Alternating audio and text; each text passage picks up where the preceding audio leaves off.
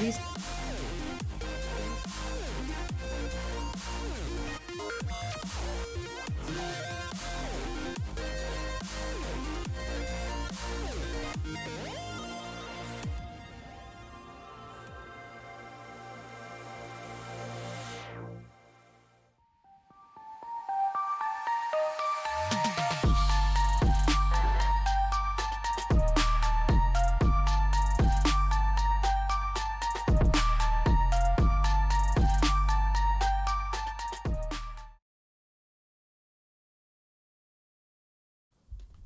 Hey there, travelers. My name's Kai, and welcome to Proudly Radical. Where am I getting a feedback from? There we go. Got it. Sorry about that. Anyway, there we go. Mute that. Thank you, Taco. Yeah, it was gonna be 28 seconds.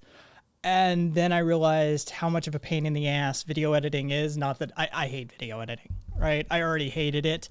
Like 12, 16, I think at the 12-second mark, I was like, yeah, I'm not doing this anymore. I've got it up to 16 seconds and I trimmed the rest of what I wanted to do. Hang on, let me see if I can't. There you go. Yeah. Yeah, still wet from the shower, as it were. Oh. So, how are you, Aussie bastards? Tired of, it's O2 all over again. Tired of hearing about the presidential debate yet? Our news just dominates. It's fucking ridiculous. I feel sorry for the rest of the world, I really do. Yeah, I've actually... You actually watched it. Good for you. I actually got the door open tonight. I've got something. I've got a piece to say on it. But beyond that, we will move past it very quickly. Let's see. Okay. So, yeah. Let's see. Trump basically got asked, will he denounce white supremacy and like white nationalism and alt-right terrorism? And he spent 2 minutes basically not saying any of that. But he did say for the Proud Boys to stand back and stand by. And he also, one of his team, whatever, they posted to his Twitter account. Here, let me get the link. Yeah, of course not. This is what they post to his Twitter account. Volunteer to be a Trump election poll watcher. Sign up today. armyfortrump.com. So if you want to know how that's going to go, they asked him to denounce the fucking, white supremacy and the right-wing terrorism. And he spends 2 minutes not doing that. And he tells the Proud Boys specifically to stand back and stand by. And then this goes up on the Twitter account. And let's go there. Oh, God. Bright light. Enlist today. Hey everybody, I'm Lara Trump. The race to November is heating up, and the Trump campaign is gearing up to work harder than ever before to secure 4 more years for President Trump. To achieve this historic win, we need you, your friends, your neighbors, and your families to join our movement. Ready to fight for President Trump? Text ENLIST to 88022 and register at armyfortrump.com today.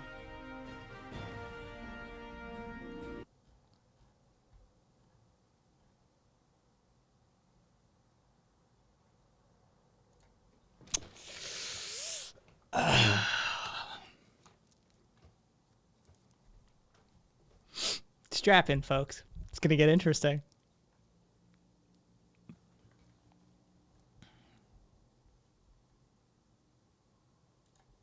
So that's really all I have to say about the entire debate. I mean, other than, it's exactly what you expect a U.S. presidential debate to be. It's not a debate. It's a pair of talking heads that refuse to be controlled by the moderator, especially in this instance, and a whole bunch of shit. And people act like they're somehow undecided people. I was watching SJW, and he was watching some focus group post breakdown of it, and like they're all supposed to be independents, right? Like everybody on the panel was supposed to be an independent, and he and I were laughing our asses off. Like, he's an op, she's an op, he's an op, she's an op, he's an op, she's an op. Like, clearly these people were not independents. They're Republicans who are too much of a coward to admit they're Republicans, right? We have mocked them into the closet, as it were.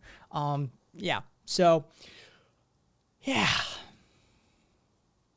It was the clusterfuck. This is why I don't watch it live. I can't stand more than 20 seconds of either of them, quite frankly, talking at a time. And fucking Wallace refused to actually control anybody. And so it devolved into name calling. And of course, the people on the left are saying, oh, the high point for me was when Biden told him to shut up, man. Really? That was the high point of the debate for you, huh? Yeah.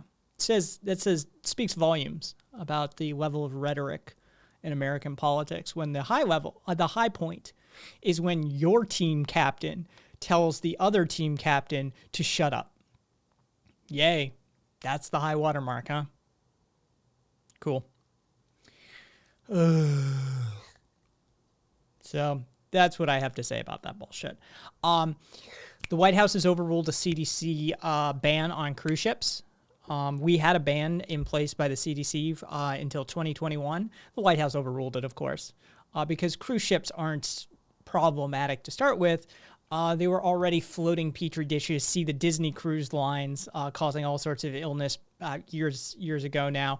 But, middle of a pandemic, I'm sure there's no problem with that, right? There's no instances of cruise ships being bit of a breeding ground amidst the COVID problem, right? Like, that's not a thing. Jesus Christ.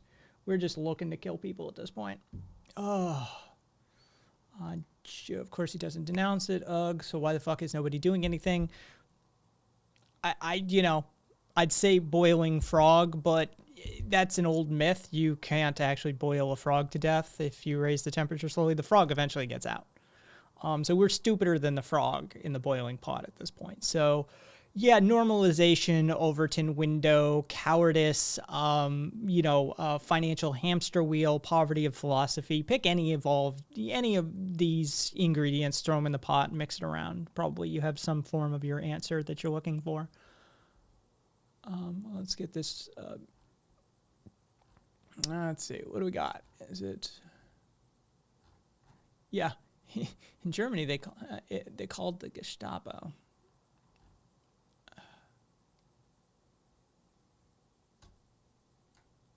So, yeah. Oops, there we go. Where the fuck is my cursor? Oh, so I was thinking maybe an anarchism documentary tonight. Maybe, or something else. I'm open to suggestions, but given the tonality of the day, then it's really... Oh, I did laugh my ass off at this. Hang on. Let me get the Reddit comments for that article, because that's funnier, quite frankly. Oh, God, it's going to be that... Hang on. There. Fuck their new website.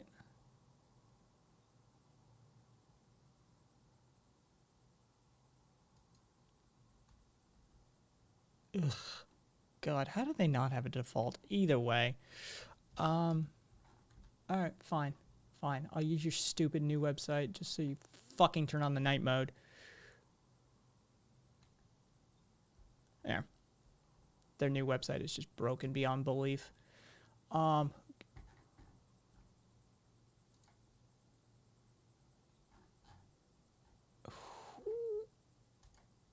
God, their new website just sucks ass. That's why I don't use it. I use the old one.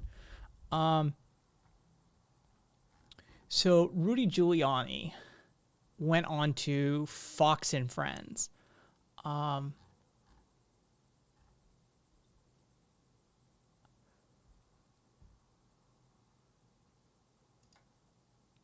There we go. All right, so let me find. There it is. Use their actual fucking thing.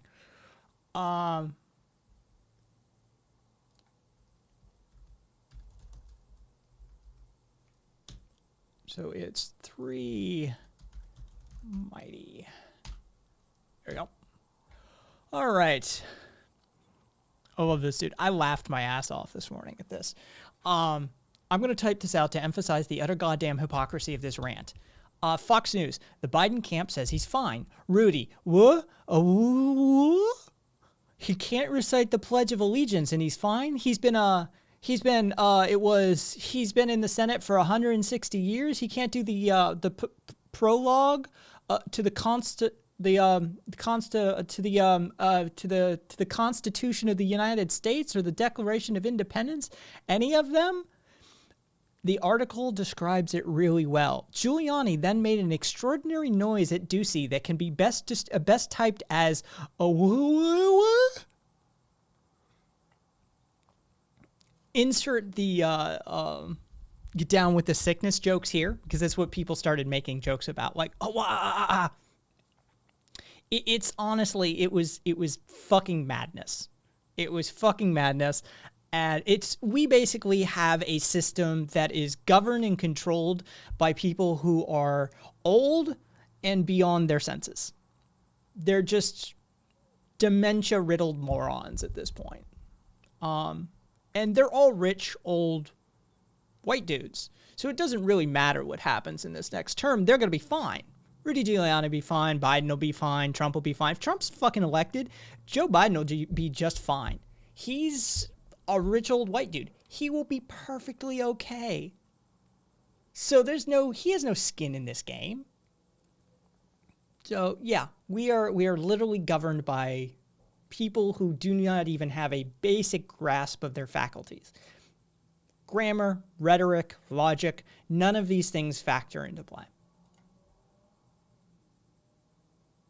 Yes, and that was, blow it up, because that's the spelling they went with. OOWUGHAWUGH was the best onomatopoetic spelling of whatever fell out of Rudy Giuliani's mouth.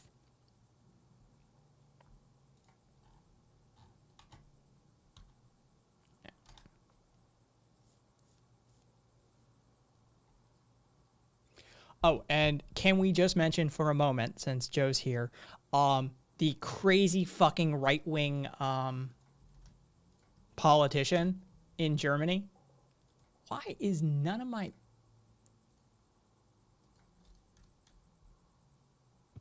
And it just breaks the website entirely. Let me try it again. Nope. Just breaks it entirely. Cool. Cool. Well, in this instance, I'm talking about Christian Luth, the one you guys just ousted. Because he suggested that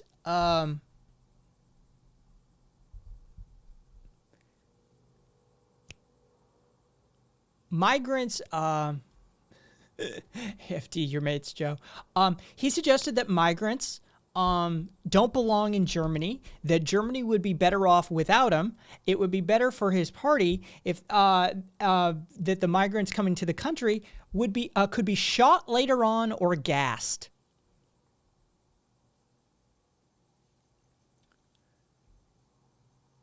I mean, they got rid of him, but that's the level of rhetoric of the far right now in Germany is, hey, let's shoot and gas the migrants.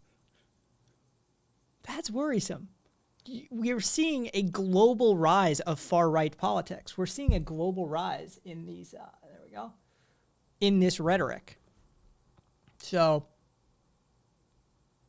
good luck, folks. Good luck. That's all I have to say.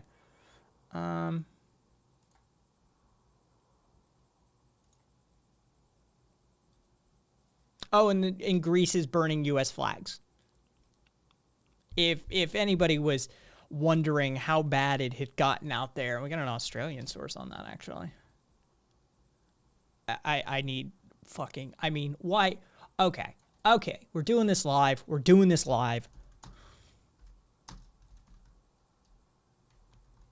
This is fucking ridiculous. So which one do I have that doesn't work worth a shit? Dark Reader. Remove the extension. You're fucking useless.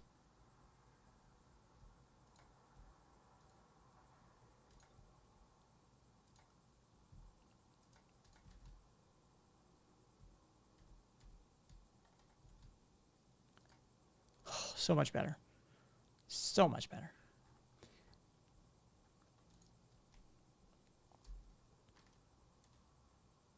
Yeah, like on Thessaloniki.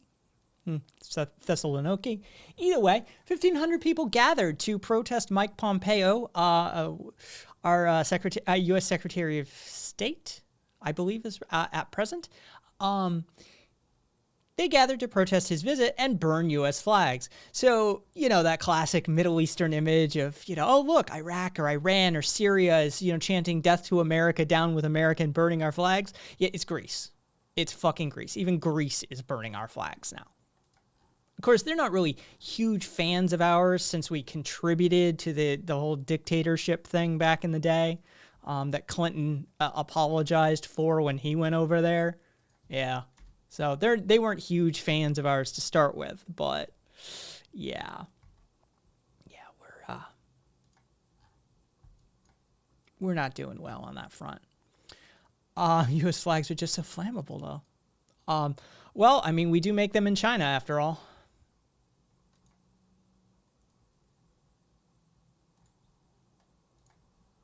I wonder if that will even...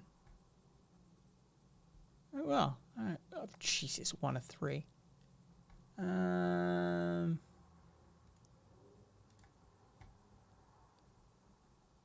wonder what happens when violence breaks out at the polls. The right will blame the left. Ugh, God. Hang on.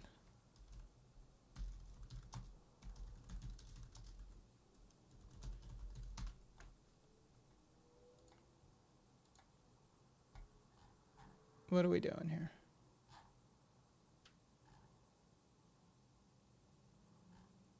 Huh, cool.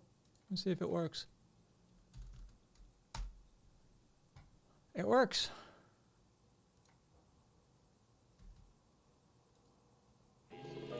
Cool. Yeah, I wonder what happens when the violence breaks out at the polls. Yeah, they'll blame the left. That's how that's gonna go down.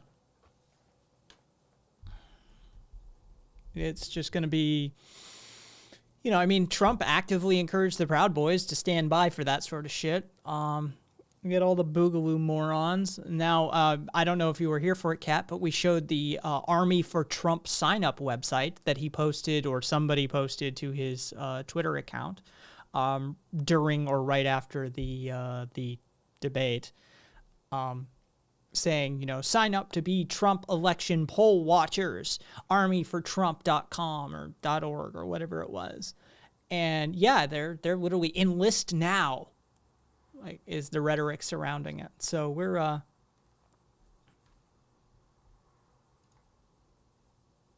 that is not what I wanted to click.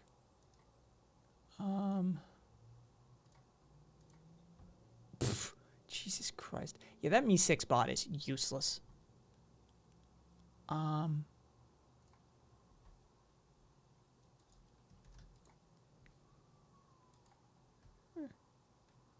right. Yeah.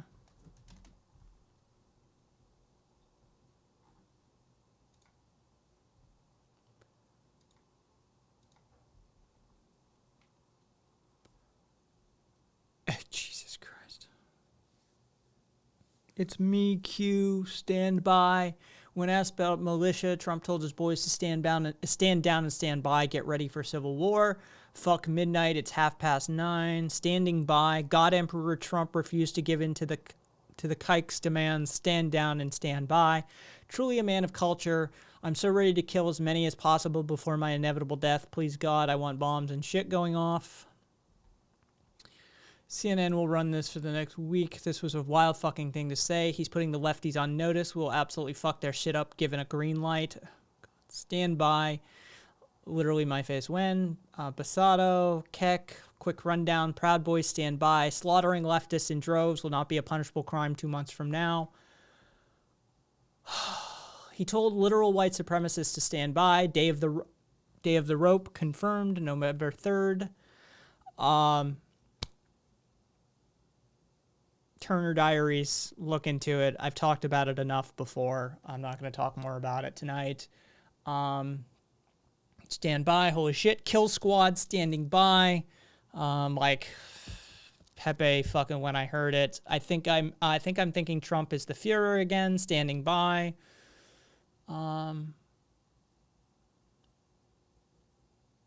Do it. Trump based as fuck. You're up.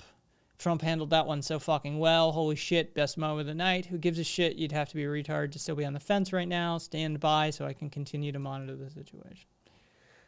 Lord. We got more. We got more. Jesus Christ. Oh, Trump just called for an armed civil unrest and he will not concede. Damn, that means I have to come out of my room now. It was funny. Good, absolutely. Stay in there, bro. We're going to be lots of comfy live streams. Oh, wow, Diddy. How did I miss that completely? Stand back, stand by. Nice Antifa necktie versus demonic Mason necktie. Tough titty decisions. Well, damn, I guess 20-eared boxes. 20 round. Jesus Christ, how did I not know? Well, damn, I guess 20 round boxes of 223 are going to hit $50.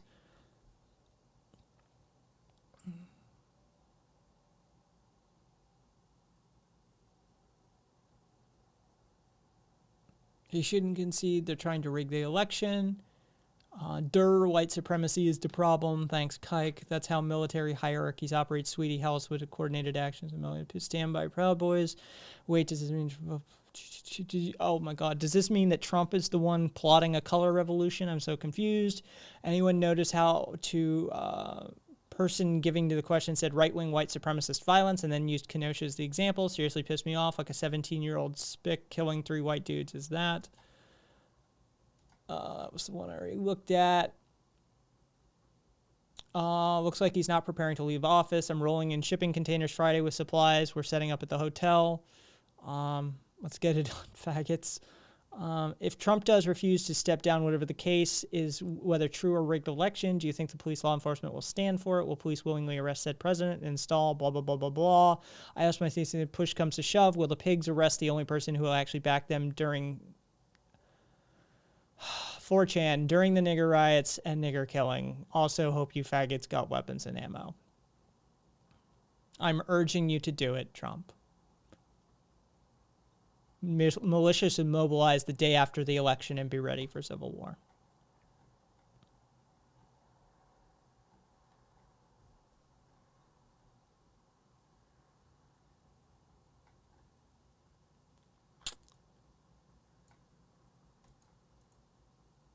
How did that lose its... Oh, because I did that.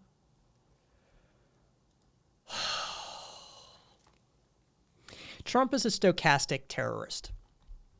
We've known this since before the election. Like, when leading up to the 2016, yeah, not that I've heard not that I haven't heard disgusting shit like that for the first time, but it's their level of discourse. I know, right, Joe?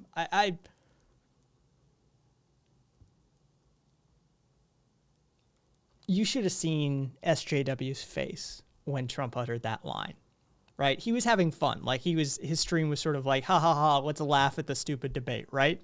And then Trump said that stand back and stand by. And he just drew down.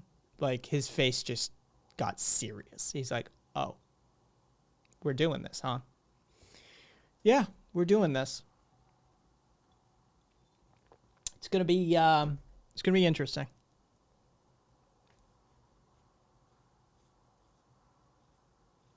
Yeah, it's definitely not pleasant to subject yourself to that too long. Welcome, Keyblixer. Hey, we're just nighttime streams. We usually end up watching some like documentary or some movie surrounded around like activism, solidarity, protest, anarchism, something. But right now we're just sort of discussing the stochastic terrorism that fell out of Trump's mouth during the debate tonight. And Kat, we just went through a bunch of 4chan posts. You better fucking vote. That's all I have to say. Bernie's from my home state. You know, blah, blah, blah, blah, blah. But I hope you're not some like Bernie or bust shit. Like, because writing's on the wall. And I mean, okay, cool. Then it's all about harm reduction around these parts. Like, I'm an anarchist. My mod's an anarchist. We got various shades of left in the community, that sort of thing. But it's about harm reduction right now. So, yeah. So, welcome. You know, stick around. We'll eventually get to watching something. We may do No Gods, No Masters. We may do Trouble 18, ACAB. I'm not sure which one. My vote doesn't really matter because I'm from New York, but we'll be proudly voting blue. I will not proudly vote blue, but I will swallow my bile long enough to vote blue. You know, as I said, anarchist, but also a pragmatist and a realist, and it's about harm reduction. So another 4 years of a Trump administration and a Republican-controlled Senate, blah, blah, blah, blah, blah. Biden's a really good candidate, in your opinion. You're going to get a lot of pushback on that one. He's not. I mean, he's not. He's milquetoast at best. He's not a reformer. Yeah, Taco. An Australian. Hook me up with a ballot. I'll vote Joe. Like, seriously. Yeah, he's not progressive. He's not, you know. Yeah. That's, yeah, more blue equals more solidarity and thus less disenfranchisement. Like I said, around these parts, it's about harm reduction. Like, you know, we're not going to pat anybody on the back, though, for not, he's not the best by any means, but I say he's pretty good. Again, I debate the pretty good part, but he's not Trump. He's not a Republican. I mean, he's a centrist Democrat, which is essentially anywhere else in the world a right-leaning politician, right? Like that's the truth of the matter. So, Tulsi Gabbard is an op. She's a fucking spook, if there ever was one. She is a she's a wolf in sheep's clothing. Bernie, on the other hand, I wish we could get like 1960s, 1970s Bernie back. Because he was fucking baller. Standing in the congressional floor yelling about how we need to dissolve the CIA. I want that Bernie back. I want old school Bernie back. But he's done some, as we would say around these parts, utilitarian calculus, and he has toned it all down.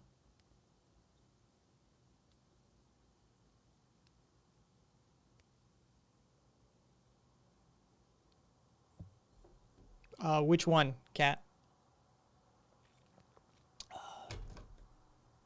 But yes, you're more than welcome here, and don't worry, we won't harp on it. Oh, hang on, let me close this tab over here. Oh, Trump. Okay, as long as we don't get 4 more years of Cheeto, you're happy. Welcome to the club. Welcome.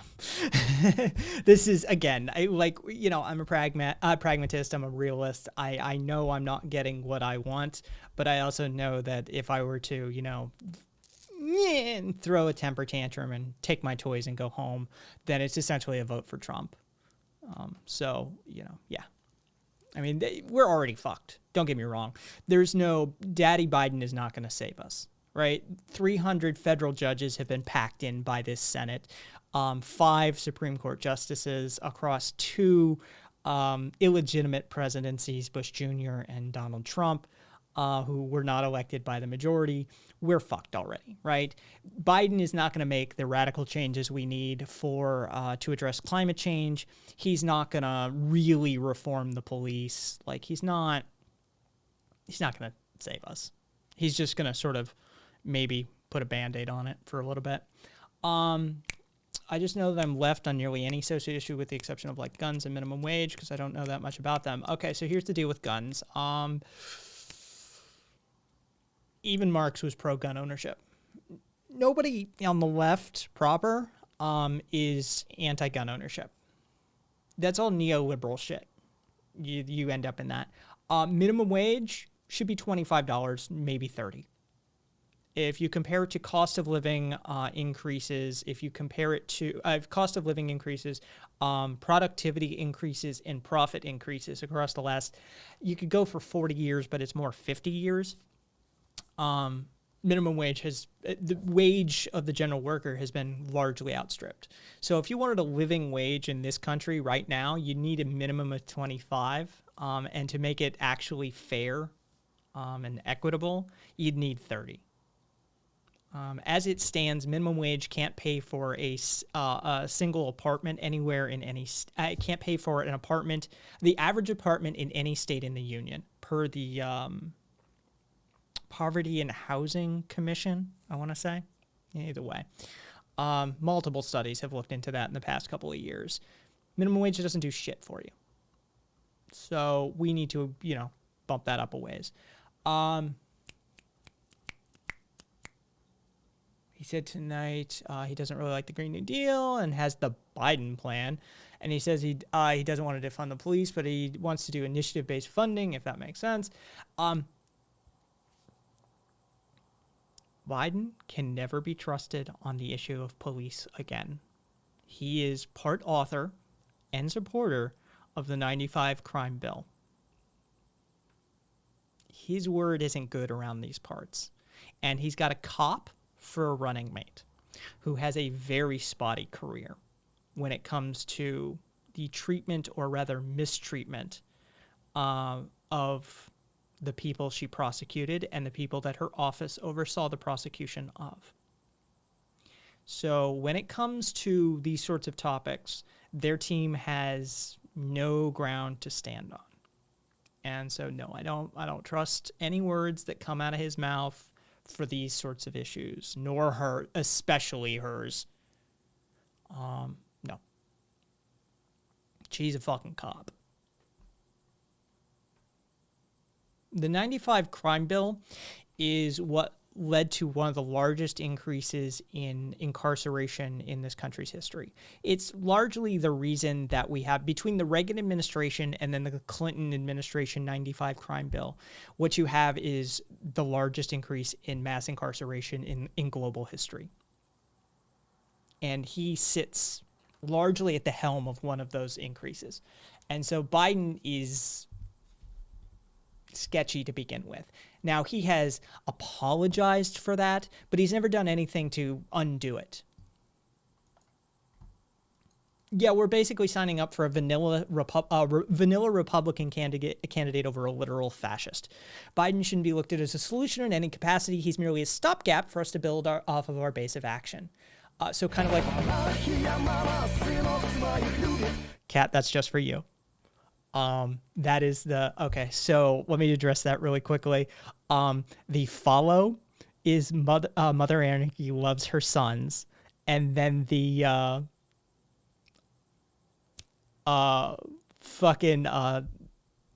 Joe, what are you spamming no for? Jesus Christ.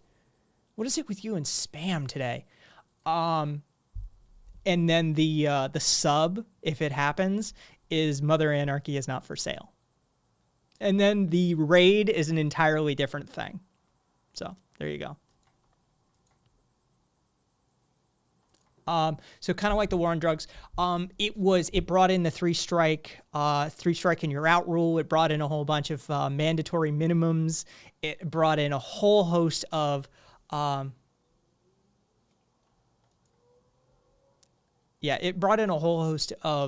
reforms that led to huge increases. It was part of the one of the things in it was the increase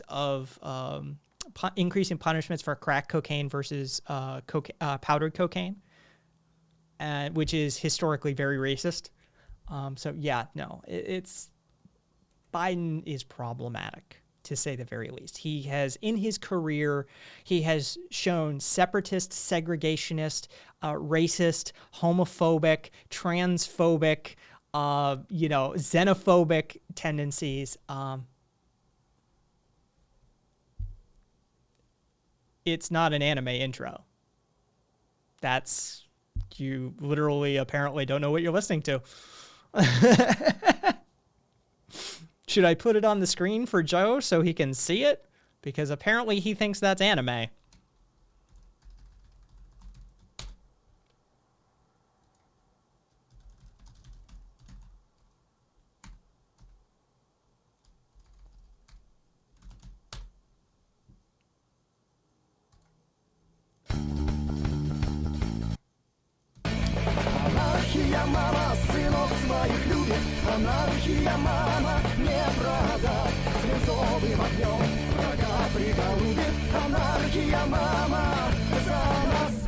Yes, Joe heard Japanese. You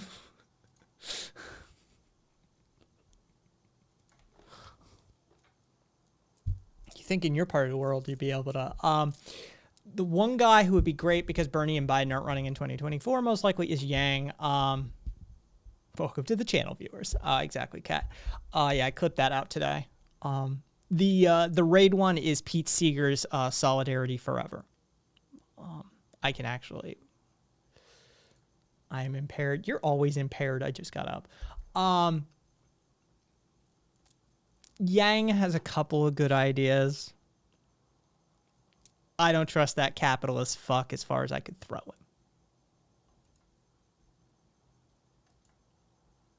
I don't trust him. Because he's a capitalist fuck. Why do Republicans like Yang, though? Because he's a capitalist fuck. That's why. He's not looking to reform the system. He's looking to band-aid the system. He's looking to give something like a UBI so we can, continue contributing to the capitalist system. He's looking to stopgap it rather than actually reform it so that there's less inequality, inequity, suffering. Yang is a basic bitch ethical libertarian. I won't argue that. Yeah, he's not going to bring in any sorts of massive reforms, and that's why they like him. Yang's tweet was accurate, though. Anyone who watched the debate should be entitled to $1,000. See, and that's the thing. Yang's like that $1,000.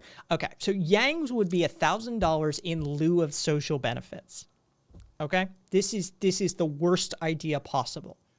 Now, if you want to talk Bernie's version of that, like, I'll take $1,000 for watching that bullshit. Let's negotiate. Start at $2,000. Fucking y'all are gonna get lowballed. You should get $2,000 a month plus social benefits, right? You should get, retirement, health care, all of that sort of stuff. Dental, healthcare, all of that stuff, plus the 2,000. Yeah, Taco just wants his 90 minutes back. If I could do it, Taco, I'd give it to you. Yeah, so, I mean, the UBI would be fine as a stopgap for patching this shit while we work on it, but Yang's version would replace any social benefits. So take away food stamps, take away Medicaid, take away all of these sort of subsidiary benefits that people living below the poverty income rely upon. Give them $1,000 a month and see if that pays for it. It's not going to. It's not going to cover the gap. So Yang's plan just doesn't work out mathematically. You're going to need at least 2,000 plus social benefits to actually lift people out of poverty and keep this as a functioning society.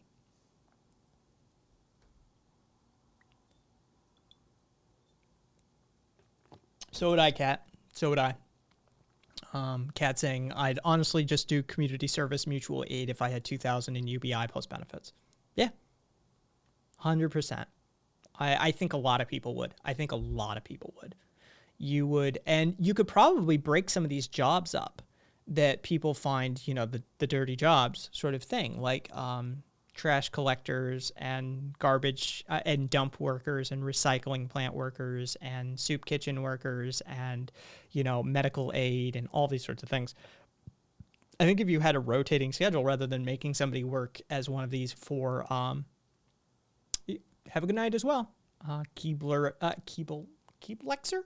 Either way, Keeb. Exactly. Compartmentalize the time and effort spent on the jobs. You could break that up. And so you don't, it's Keebler. Okay, cool. I'm usually on, 3 days a week I'm on earlier. So 2 nights a week I'm on late. So come on by anytime. Kat, I do a lot of youth outreach to be specific, gangland stuff to be more specific. Yeah. Oh, yeah, no, I think you and give unemployed people parts of the job. It's not complicated. How many times, really? How many times have we gone through this as a community? It's not complicated. It just isn't.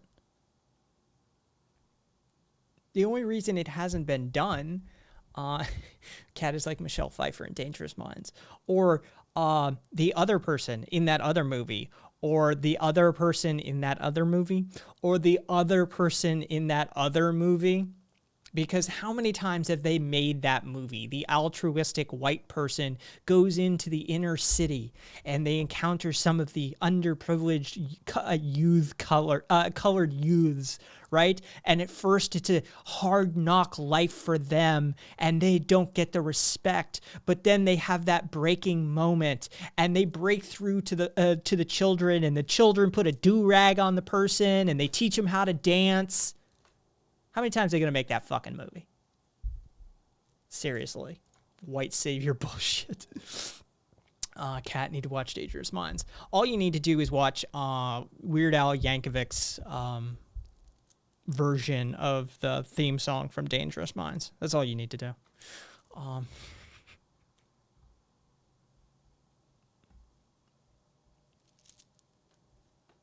Ooh, let me push that. Hang on. Absolute white savior crap, yeah. Gangsta's Paradise is a banger. Durag is a nice touch there. Thank you. Yeah, no, it's that movie has been made half a dozen, 8 times, something like that. I've seen that movie. That movie was being made before I was alive, right? That movie goes back to Stand and Deliver or something like that.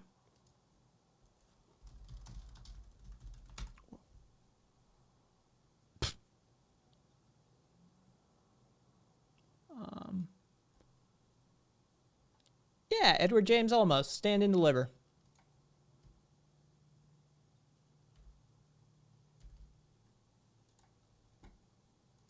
Blindside is one of them with Sandra Bullock. I think I forget who made. There was another. I forget her name. Another actress as well that did one of those movies, and I mean it's cringe. It's super cringy. Green Book recently. Like I said, they're never gonna stop making that movie. The movie is cringe central.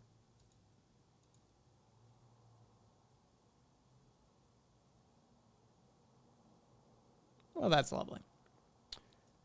Boys in the Hood is almost that film too, except with a black savior. That's the spin, right? That's the spin on it. So apparently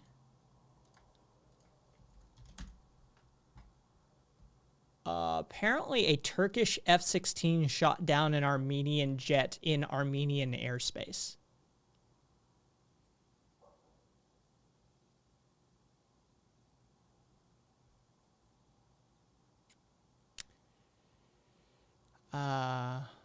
Yeah. So that's a thing we need to keep an eye on.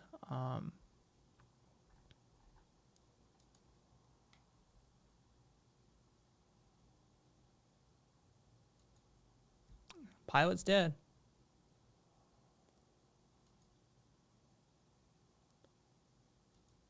Lovely.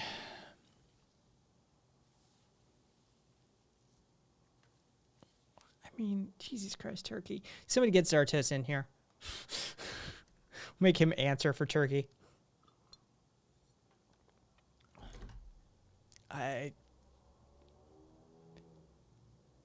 No, but we can look it up.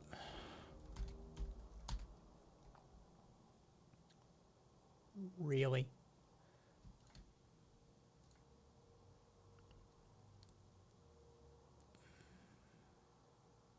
So it's a Russian single seat twin engine jet. Close air support. 11 million a pop. Not bad.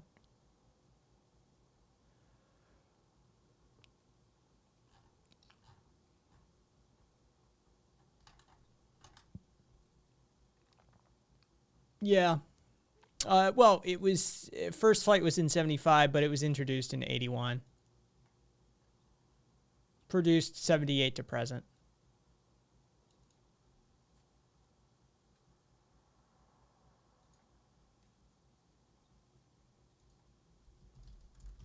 Oops, that's not what.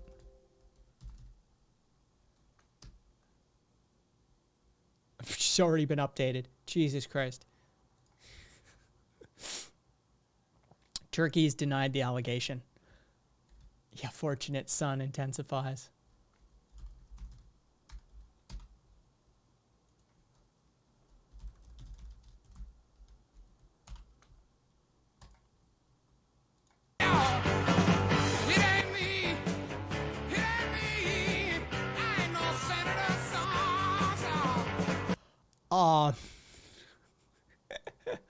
Oh, Lord, we are. So, yeah, Armenia is claiming Turkey shot down their jet. Turkey is saying it wasn't us. We didn't do anything. Cue it. CCR are untouchable. That is, like, look, if you're going to mention anything even remotely related to Vietnam or some bullshit war, if Fortunate Son doesn't kick off in your head, then I don't know where you've been your entire life. Dude, that song is the soundtrack, which is hilarious given the lyrics, right? Because it's been adopted by a whole bunch of people that don't understand those lyrics. Just like fucking Born in the USA and a whole host of those like patriotic songs that Americans play that are super critical of America. Yeah, that's in that category. That like you'll catch fucking like rednecks waving Confederate flags playing Fortunate Son and shit, and you're like, have you listened? I'm not going to play the whole fuck. Well, it doesn't really matter. I'm going to get copyright striked when I upload the archive to YouTube either way. It's been interesting transferring the archives over to YouTube. One of them has 3 copyright strikes on it. Or claims, I should say, copyright claims. Now, I don't monetize. I can't monetize, but I don't monetize any of that shit. So it doesn't make a difference, but it is interesting to see the content ID thing at work. Like, yeah. I'm making a point to dispute every single claim just to see if anybody even response. I think it's all just automated, and they're counting on like a sort of a statistical field of people not disputing the claims. So I'm disputing every single one of them under fair use. And we'll see what happens, because if they don't respond within 30 days, then I win the dispute. So we'll see.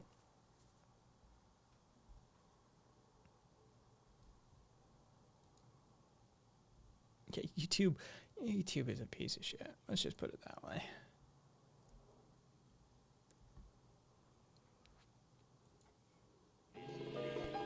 Oh, it's only 30 minutes. Cool. All right. Fuck off with that.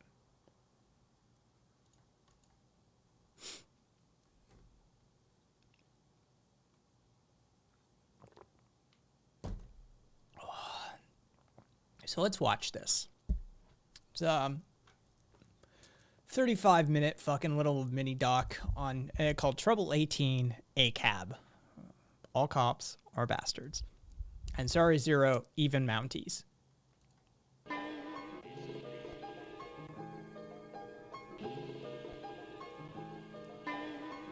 Whether they're handing out tickets, kicking in doors, enforcing injunctions, or murdering people in the street, cops are the loyal servants of power. They are the shock troops of the ruling class, charged with defending social, economic, and political hierarchies through the targeted use of force. Police violence is one of the primary elements of coercion, underpinning the logics of state and capital. It is therefore no great shock that its most frequent targets are the individuals and communities most marked by colonial oppression and capitalist exploitation. On reservations, in ghettos, and other racialized, working-class neighborhoods, police maintain a constant and visible presence. They conduct round-the-clock surveillance, intercepting communications, running covert intelligence operations, and harassing people at random as they travel home from the corner store. They use tactics of terror and intimidation, aimed at forcing people to internalize their oppression, accept their subordination, and abandon their dreams of freedom and justice. Due in part to the sophisticated counterinsurgency strategies they employ, the seemingly endless amount of resources at their disposal, and their sheer capacity for violence, police tend to be pretty effective at staving off urban uprisings. But the pursuit of dignity is a basic human condition, and the desire for security is universal. Repression breeds resentment, and ultimately, resistance. And so, every so often, cities light up as long brutalized community members decide they've had enough and set out to realize their collective power. Fuck the police! Fuck the police! Over the next 30 minutes, we'll speak with a range of individuals as they dissect the history and the development of modern policing, and share their experiences of organizing for community defense, throwing down against cops in the street, and making a whole lot of trouble.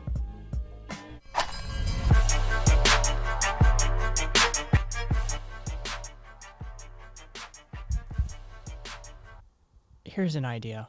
Documentary filmmakers, video makers, and audio producers everywhere, normalize your fucking audio, please.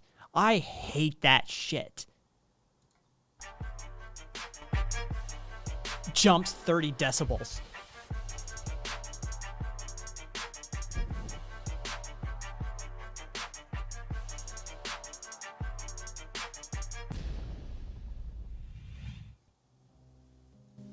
You fight violence. What do you fight it with? Superior violence.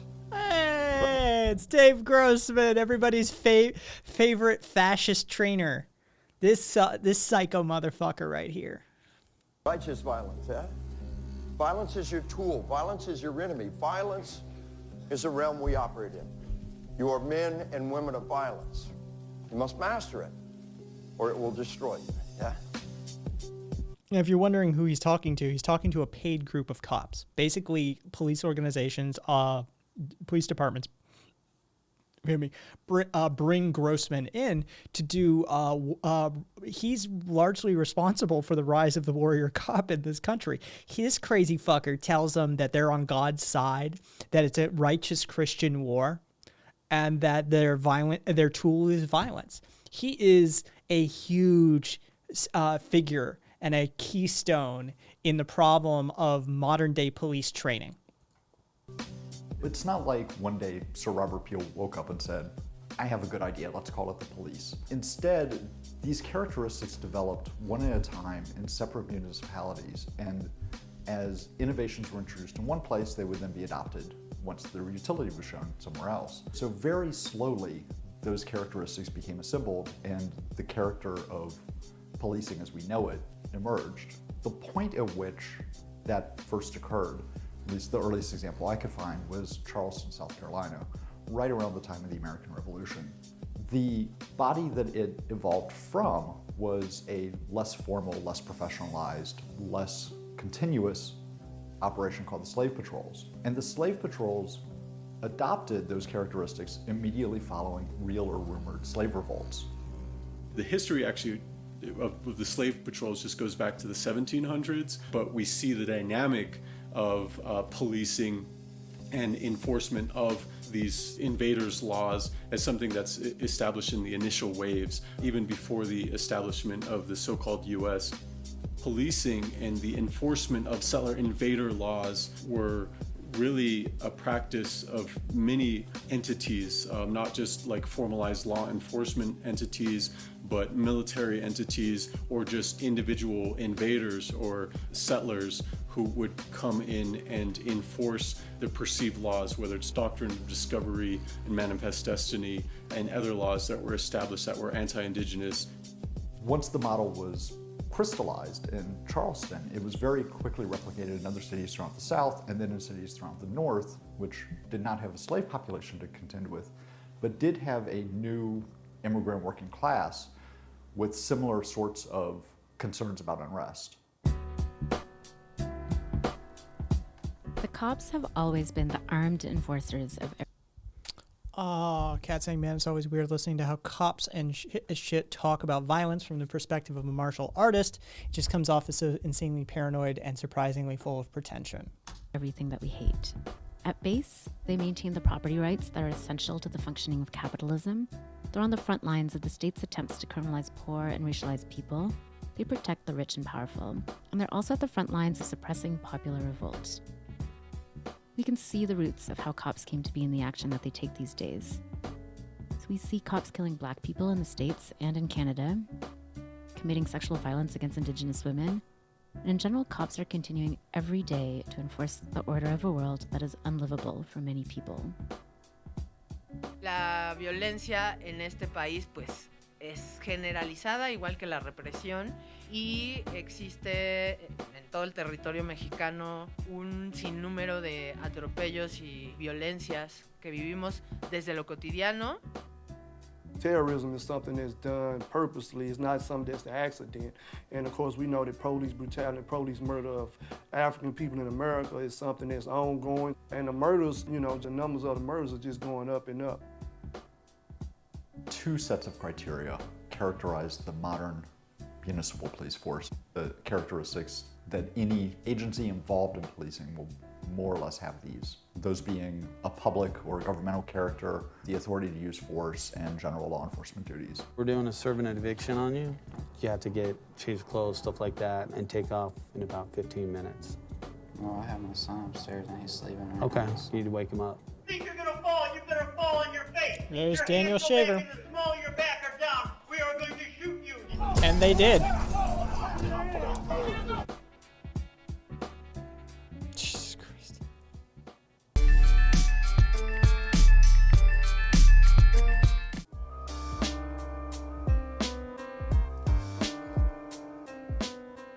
The late 1960s and early 70s were a time of intense social and political upheaval. In the United States, the call for civil rights gave way to the demand for Black power, a transition marked by waves of intense rioting and the proliferation of armed revolutionary groups. The state assembly was in the midst of a heated debate when the young Negroes, armed with loaded rifles, shotguns, and pistols, marched into the Capitol. Police administrators and counterinsurgency specialists responded to this threat with a number of key innovations, such as the introduction of heavily militarized Special Weapons and Tactics, or SWAT teams, and a host of new intelligence gathering and public relations strategies grouped under the umbrella of community policing. At around the same time, the FBI was ramping up an illegal campaign of dirty tricks, packaged under the codename COINTELPRO, which aimed to disrupt and eliminate subversive elements in society.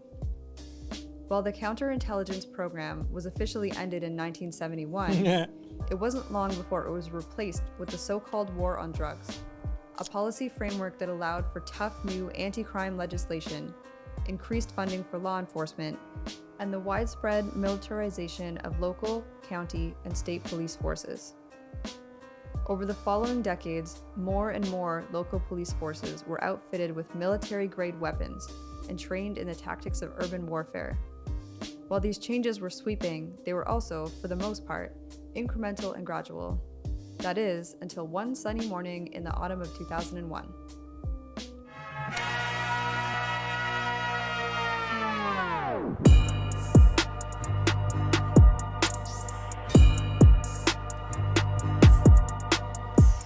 In In terms of policing, the most immediate effect of the September 11th attacks was that there was a general scaling back of the constraints that police and other law enforcement agencies were operating under, especially in terms of domestic surveillance and political interference.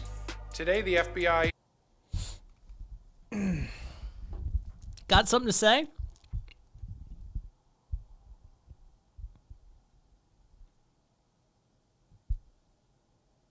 Like, got actually something to contribute? Or are you just, you know, another bootlicker? I mean, really, how do you even, like, clear your throat with the boot that far down your throat? Like, I mean, is it all the way down into your colon at this point? Like, how do you shut off your gag reflex that effectively? I've always found when I was sucking the dick of the people who were oppressing me that, I get that gag going. But clearly, you just managed to deep throat that boot. So how exactly do you turn off your gag reflex? Is it just practice? Is it just you've been sucking cop cock for so fucking long that you just, you don't even feel it anymore? Fucking bootlicker and soldier sniffer that you are?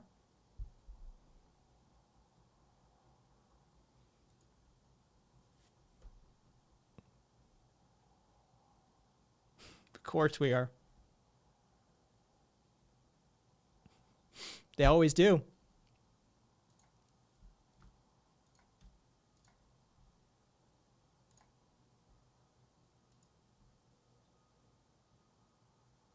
Ugh. I mean, I can tolerate that bullshit, but I'm looking at your PC specs here, and I mean, this I can't forgive. Holy shit, even your PC is weak. Like, everything about you is weak. Your ideology is weak. Your computer is weak. I mean, Christ's sake.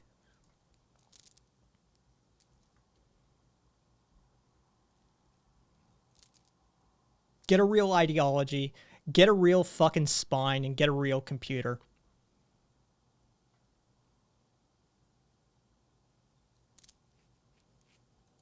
is a national security and law enforcement organization that uses intelligence to prevent and respond it's Comey. to crime That and to fucking terrorism. moron. Becoming better at gathering useful information for ourselves, for policymakers, and our partners in both the government and the private sector is one of our top priorities. Intelligence-led policing is an approach to policing that puts intelligence activities first, and also that uses the intelligence to direct everything else that the police are doing.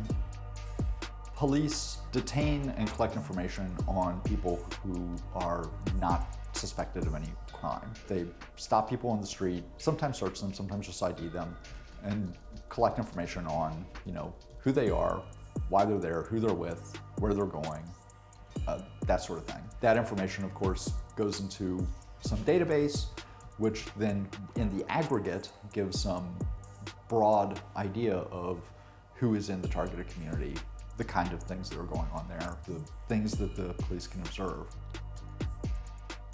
Reconfiguration of policing really just extends their reach in different ways. So we can see this in the history of community policing, for example, where this attempt to make cops nicer by integrating them into the fabric of local communities is really just a strategy to normalize police presence, to extend the resources that are available to them, to encourage citizen cops and snitching and things like that, and to neutralize potential sites of resistance. So we can actually see a lot of parallels between community policing as a policing strategy and counterinsurgency strategies. There are a variety of domestic actors involved in this policing and surveillance complex. We've seen different agencies coming together, trying to figure out ways to share resources, share intelligence within the context of the war on terror.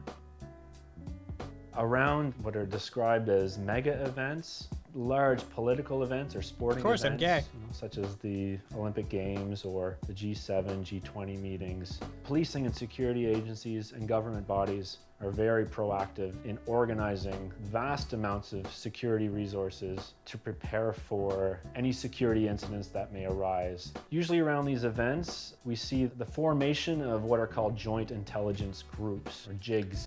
And I reported his account to Twitch.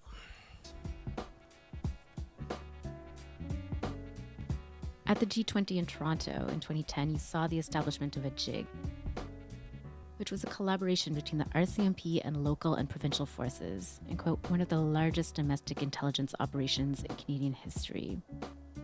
Reports later received through access to information requests show that this group specifically targeted anarchists, and these same Freedom of Information documents later revealed that there was at least 12 undercover officers that had infiltrated different groups in Vancouver, Guelph, Kitchener, Waterloo, Toronto, and Montreal. In the context of the war on terror, Canadian security agencies are organizing under the rubric of critical infrastructure protection. And what that means is any groups that are seen as potentially targeting critical infrastructure become wrapped up in Canada's security agency's surveillance complex. Indigenous or environmental groups that threaten or are perceived as potentially threatening critical infrastructure, such as blocking a road, blocking a rail line, threatening an energy facility, trying to stop pipeline construction. These types of resistance activities are caught up in the policing and surveillance complex that falls under critical infrastructure protection. In terms of resource extraction, resource colonialism, what we face is the police are always at the front line protecting those corporate interests or private interests that are waging violence against Mother Earth and inflicting trauma through whether it's coal mining, whether it's fracking for natural gas, whether it's gold, whether it's oil extraction, or whether it's even recreational commodification of the natural environment, which is a form of extractive violence against the land. These laws are established, they're premised on the severing of indigenous people's ties to the land. Hay concesiones a empresas neoliberales y la gente está defendiendo esos territorios.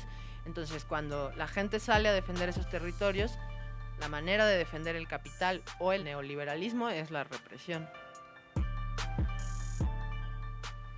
Desde el momento en que Peña Nieto pisa el Congreso de la Unión para asumir su cargo como presidente de México, se despliega un operativo muy fuerte en donde hay un compañero que resulta herido letalmente y muere después de un año a causa de esas heridas. Otro compañero pierde el ojo, un montón de heridos. Para mí eso pues representa un poco como la visión con la que llegó Peña Nieto, al grado de que el primer día tuvo que marcar para dónde iba y cómo iban a hacer las cosas. Police and corporate interests work very closely together to share intelligence, to develop plans on how to best carry out their activities, to facilitate the work of resource extractive industries. I got trouble on my mind. There are no clean breaks between the past and the present. Everything that exists today is a product of what came before it, and so it's no surprise that in the United States, an institution that grew out of a body formed to put down slave revolts continues to play a central role in maintaining white supremacy to this day. The only thing that really bothers me about the angle for the origin of policing in this country that they've adopted in this this piece is that they've left out the northern worker class oppression. They've focused on the slave patrol southern origins, but they've completely sort of washed the classist, industrialist, and merchant class construction of the big stick, the union busting, the sort of leading into the Pinkerton era of northern policing. And, you know, that, like, I get what they're doing here, but I mean, could we get a shout out to the class warfare that's been conducted since near the beginning of policing in this country as well? Like, it's not just wholly based on a racial issue. It is based on a class issue. It is based around a lot of economics. It is based on this sort of class warfare, and they are giving no airtime to that. Like, what about, you know, in what's it, fucking Ice-T or somebody? You know, the poor whites they call trash. Is how he puts it. You know, can we get a shout out to the working class, the abused factory worker of the North who was, most libs just don't know or care about the class stuff. Yeah, I guess so. Like, that's, like, you know, it's just completely left out of this. That it's like, you know, this was what they used the police for in the North, was to union bust. Anytime the workers got uppity, they brought in the big stick. And it seems that we're not going to mention that at all. But all right. Just as slavery evolved, shifting from the vast plantations of the American South to the factories, workshops, and call centers of the prison industrial complex, so the slave patrols of old have traded in their horses for police cruisers and their lever-action rifles for AR-15s. You just went in there and you killed something. Be looking You just went in there and you killed something. for something else to get on target on. Find something else to get on target on. I've been saying this since I did the, like, I don't know, episode 3 or something of Proudly Radical, the origins of and problems with modern policing. I'm familiar with this training. Like, this is how they train these fuckers. They do not see you as human beings. They see it as an us versus them mentality, and they are trained. It is drilled into their being to pull the trigger first. So it's no big mystery why black people are arrested and killed in such disproportionate numbers in the US, or for that matter, in other former slave-based economies such as Brazil and Colombia. The system wasn't designed by accident. It's not broken, and it's definitely not a matter of a few bad apples. The institution of American policing is inherently racist because it was designed to enforce institutionalized racism. And classism. And classism. Can we get a shout out?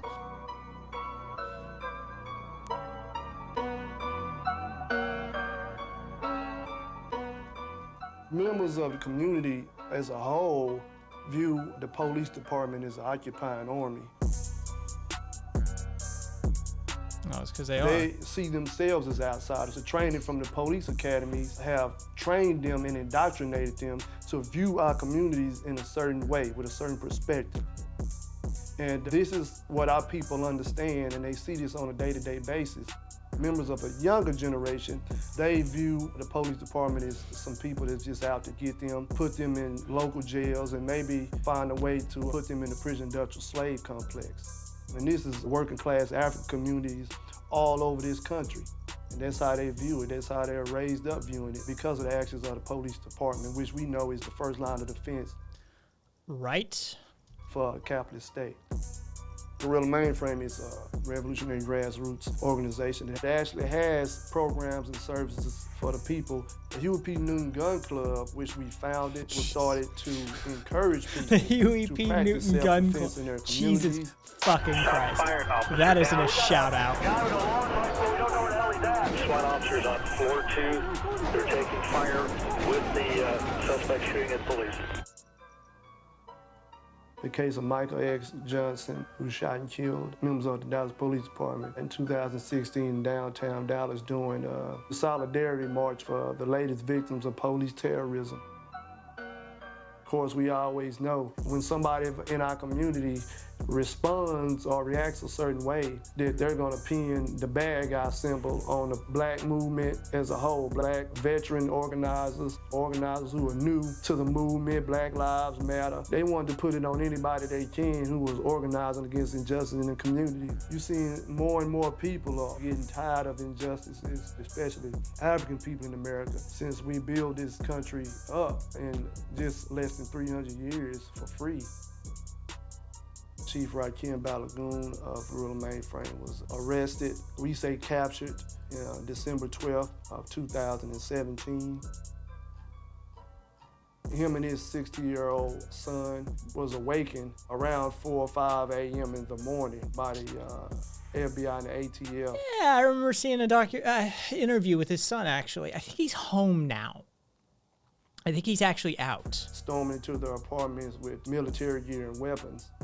They gathered the manuals of our organization that they thought could help them in this case of labeling him a black identity extremist and someone who was a danger to society. So they used this to build up this character that they wanted him to be because they understand what real, consistent grassroots organizing can turn into.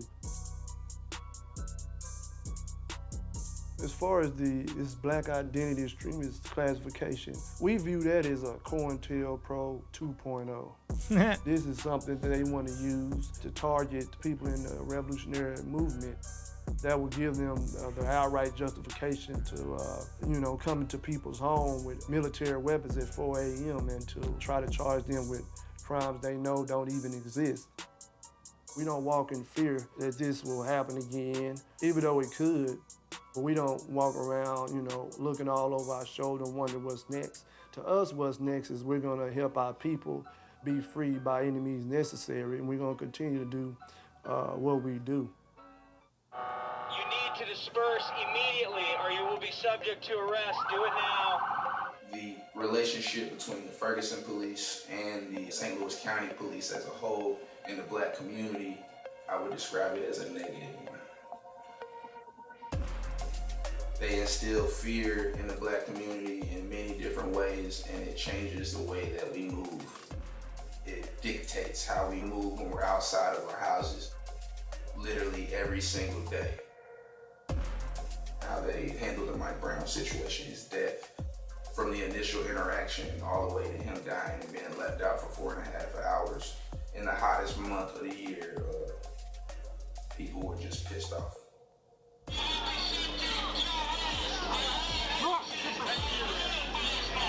Straight mayhem out here. In the protests and those immediate days, weeks, a lot of the national organizations and local nonprofits weren't exactly able to penetrate the movement at that point, and a lot of the grassroots organizations that eventually emerged didn't exist at the time. So it was organic, I would say, on the ground, especially in the later months and years after. There was a mentality built amongst activists locally that shunned any big name so-called leaders that tried to come and attach themselves to what we were doing.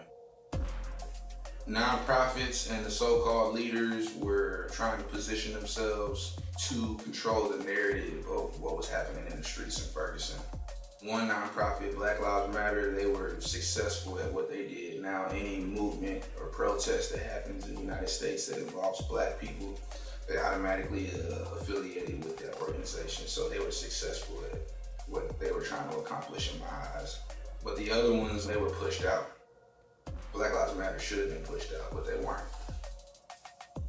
Activists have been murdered. That's definitely real and true. It's happened on multiple occasions here in St. Louis. There was definitely several hundreds of people that were charged during the Ferguson movement. Trumped up charges, especially early on, and it instilled a lot of fear in a lot of folks. It also made a lot of folks not want to come out anymore. Seeing the other cities rise up in the years following Mike Brown's death was amazing. Me and my organization, we actually traveled to a few of these places. We went to Baltimore, we went to Baton Rouge, we went to Milwaukee, we went to Chicago, we went to Charlotte, and it was a beautiful thing to see. Bad boys, what you gonna do? Christ's sake.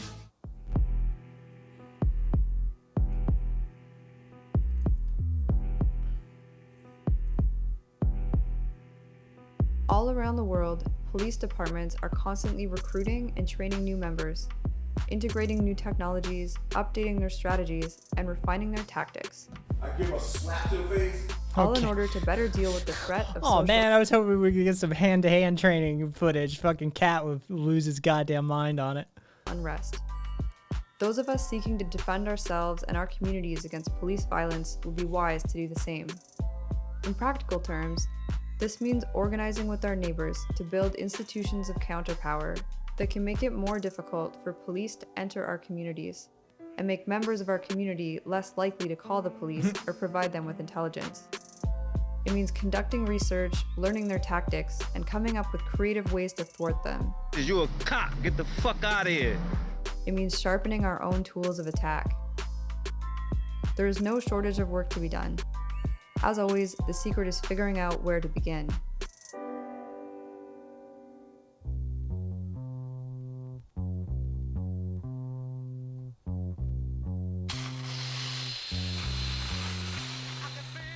It's important to empower ourselves to understand their laws so we can assert them in any interaction. And I don't necessarily believe in nonviolent direct action de-escalation tactics. Sometimes we need to strategically escalate and assert and confront, but also obviously be smart about it. We must learn to study and work and study. Because you're not going nowhere without the study. You're just going to be reactionary. It's just going to be a continued process of emotionalism for you. But emotions go up and emotions come down. But we have to learn to be consistent. And that consistency starts with what's in us. También hay una cuestión ahí muy importante, que es revisarnos desde lo profundo. Y de lo profundo me refiero a lo cotidiano, a nuestras relaciones entre colectividades, entre individuos, como estar reflexionando sobre el patriarcado. No solo es el neoliberalismo, no solo es el capitalismo, ¿no? Existe un sistema mucho más amplio que nos está cayendo encima, que nos está reventando en la cara todo el tiempo, sobre todo en un contexto como en el que vivimos aquí en México. Entonces, es muy importante para nosotras y nosotros siempre estar revisando eso, revisándonos unos a otros como compañeros y compañeras. Get to know people who are also affected by white supremacy and police brutality and build with them in real ways in your community. I would also encourage you to cross some lines that you may not have crossed. Racial lines, gender lines, because we'll all need each other in order to beat this beast. So become friendly with your brothers and sisters who are also oppressed. Value different kinds of contributions that people can make. Coordinate across differences. Come up with ways that people with different tactical preferences and capacities can be involved. Organizing against police isn't just about fighting cops in the streets, even though that's definitely a part of it. Keep cops out of demos by making demo spaces that are unsafe for cops to get close to. Sometimes that can look like using reinforced but flexible banners, also potentially flags. Equipment could look like fire extinguishers filled with paint or foam. There are, of course, fireworks. There are the classics, like rocks, sticks, and bricks, and other debris that one might find.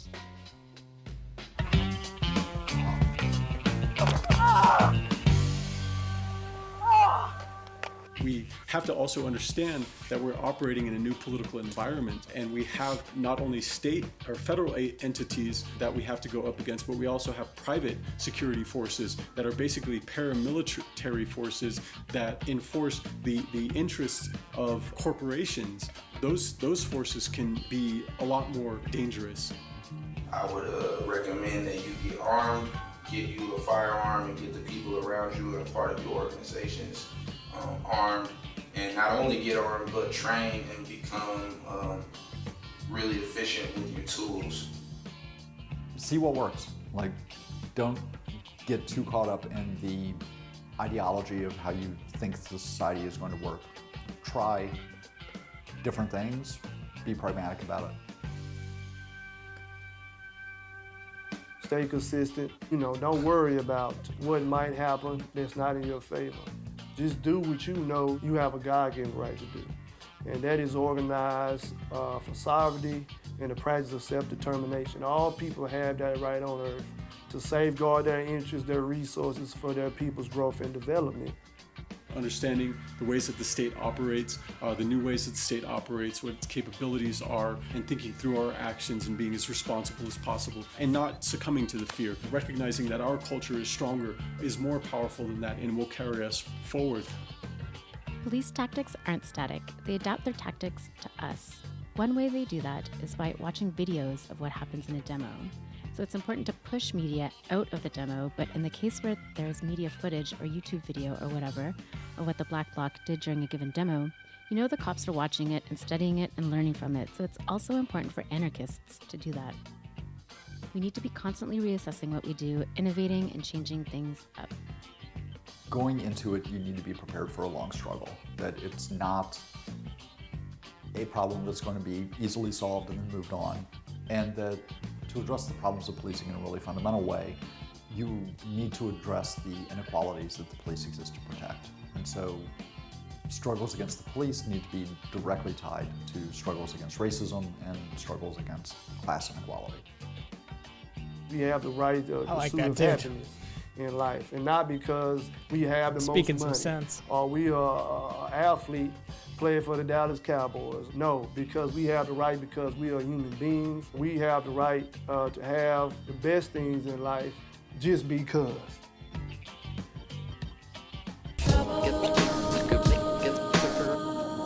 In the face of the billions of dollars spent on their budgets every year, their deep integration into public institutions, social service agencies, NGOs, community and faith groups, and the cutting-edge tools of surveillance and repression that they employ, it's easy for those organizing against the police to get discouraged.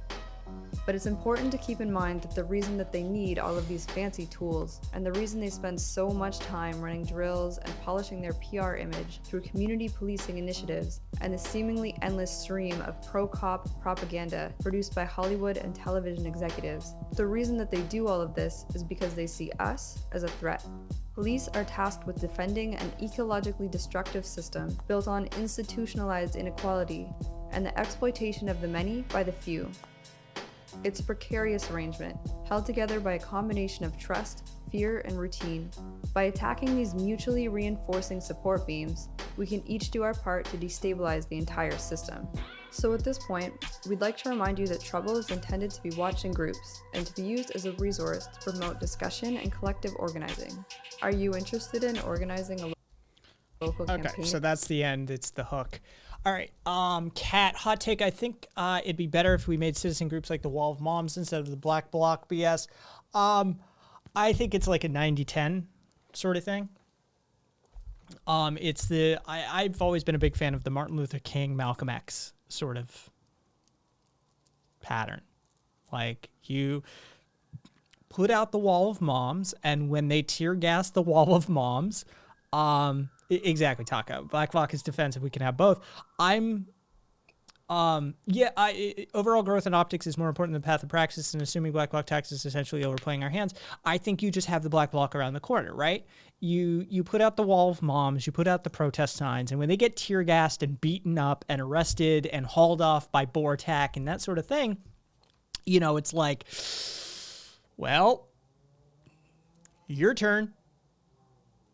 And so, I reserve the right for all of it. But no, I agree wholeheartedly, Kat, that the first line should 100% take into account the sort of optics and the marketing and the branding and the overall image of the movement. All of that should be primacy. It should be in the forefront of how you push a movement forward. But without Malcolm, there is no Martin, right?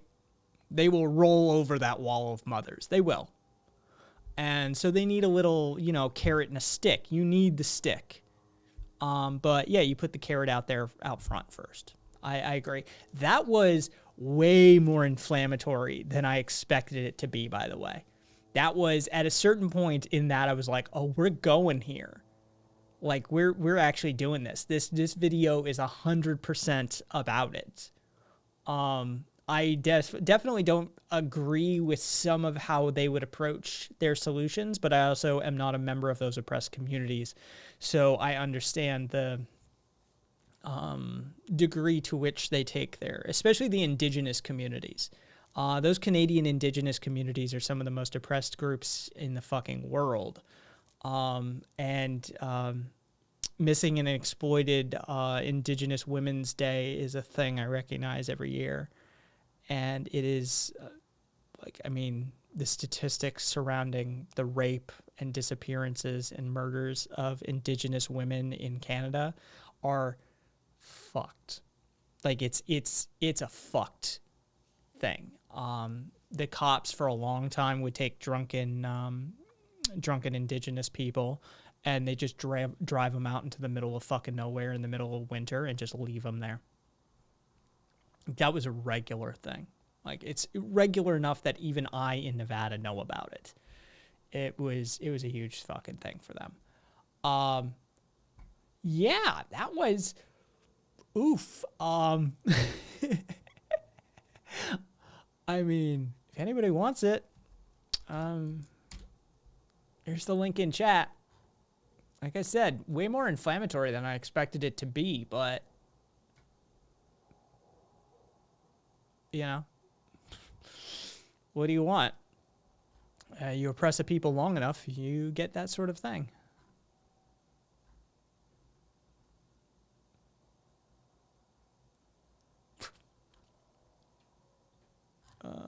Oh. Chat pause due to scroll. That's weird.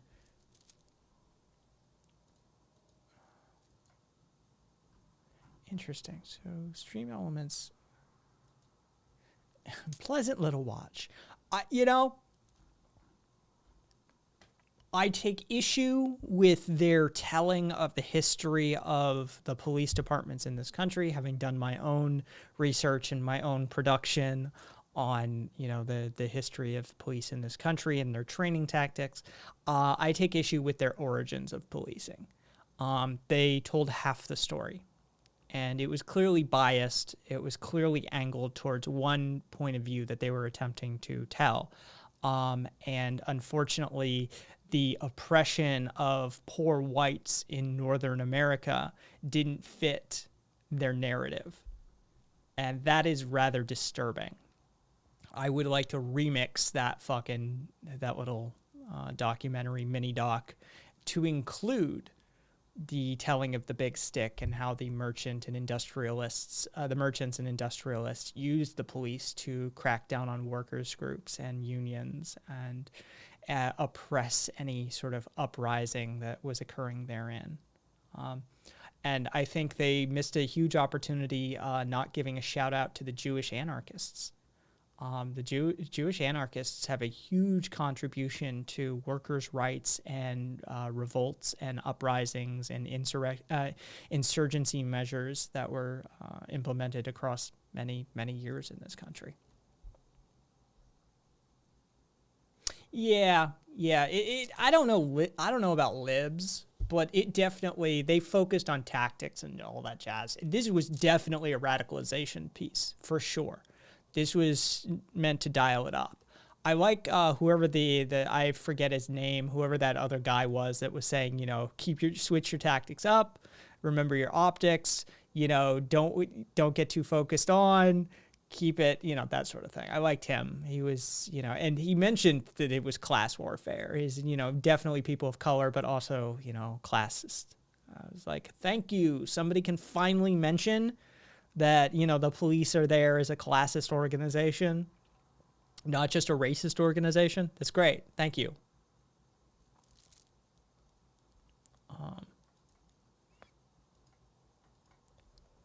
Oh, I mean, like progressive folks who got involved in these recent protests.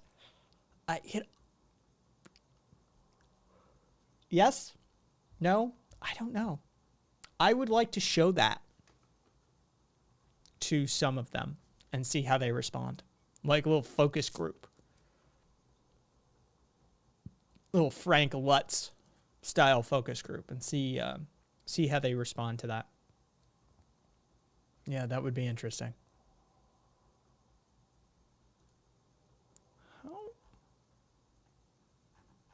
Don't know. Yeah, they must have removed it in that latest update. That's a shame.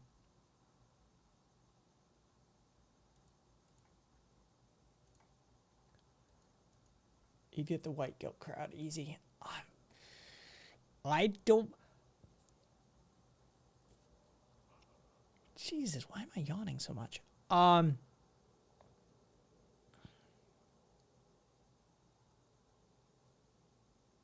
don't know, maybe. I'm thinking you get the black vote pretty easily. I mean, a lot of that would speak to them. I think you get the indigenous would be right with you. The First Peoples would be all over it. Yeah. A lot of the environmentalists would have been already in. The environmentalists would be like, you know, they'd be dusting off their Molotovs and be like, I brought my own, thanks. So yeah, that was definitely an inflammatory piece though. It was interesting to watch.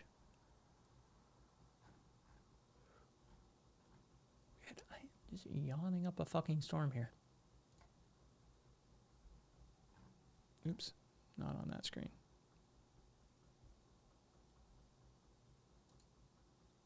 What do I got? All right. I don't know. The Latino would be 3070 in my opinion. The chick they brought in was far more left than anyone else. Yeah, while I'm not fluent, I have spent enough time in places that speak Spanish to be able to pick up like every third, every seventh word, that sort of territory. So I was, even without your TLDRs, I was able enough to follow what she was saying, and follow the gist of the conversation, as it were. And yeah, she was hardcore in a couple of different ways. Like you could tell, like she was down. That sort of like Mexican, Central American, South American anarchist bloc, they are old school. They are black bloc as fuck, and they are old school as fuck. Like they get the job done sort of territory. Yeah. Especially the Colombian, like South American, especially Colombia, Argentina, Peru. They've got a contingent of black bloc anarchists down there.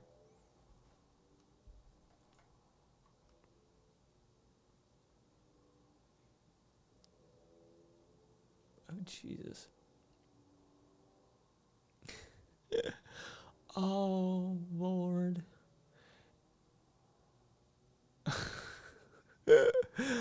Oh, Jordan B. Peterson, Biblical Series 1, Introduction to the Idea of God, with 6.3 million views.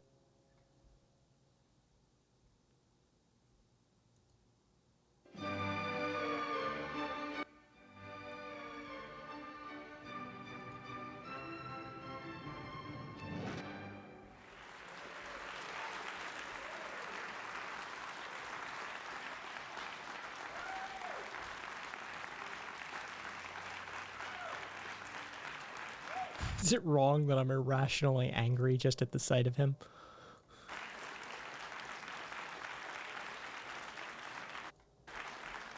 It's really shocking to me that you don't have anything better to do on a Tuesday night. No, seriously though, it is. Don't worry, Joe. It's very strange in some sense that there's so many of you here to listen to a sequence of lectures on the psychological significance of the biblical stories. It isn't something I've wanted to do for a long time, but it still does surprise me that there's a ready audience for it. And I don't know what he's up to these days, to be perfectly honest. I don't keep track of Jordan Peterson.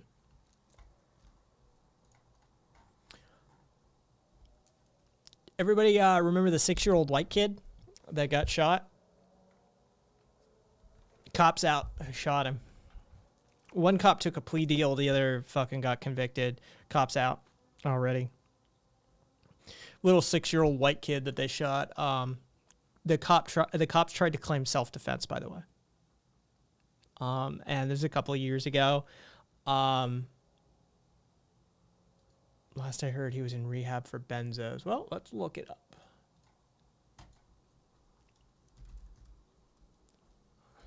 Is it?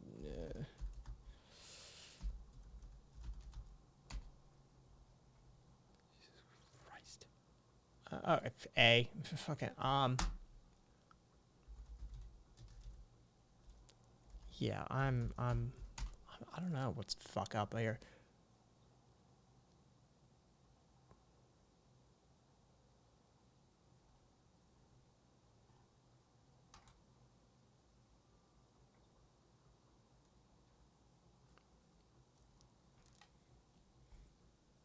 No.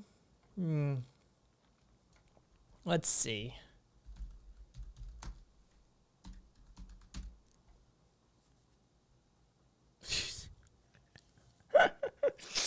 Oh, Lord. What the fuck? What is up with this dude? Why is everything...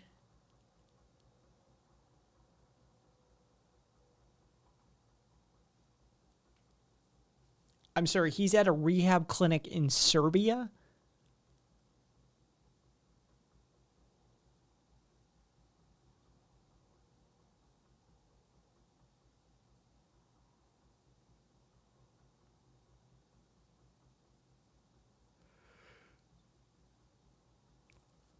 Wait.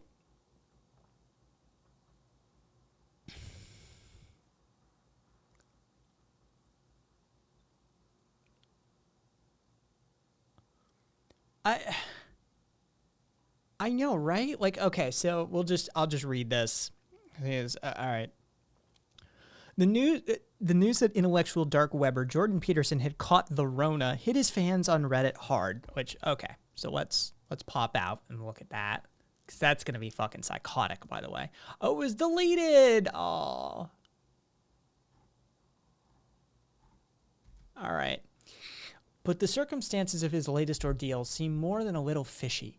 He contracted the virus in the midst of some sort of rehab at a clinic in Serbia, not long after his daughter, crackpot nutrition guru Michaela Peterson, posted a video of herself in a Serbian nightclub smoking a hookah and dancing to the Numa Numa song with not a face mask in sight. What year is it again?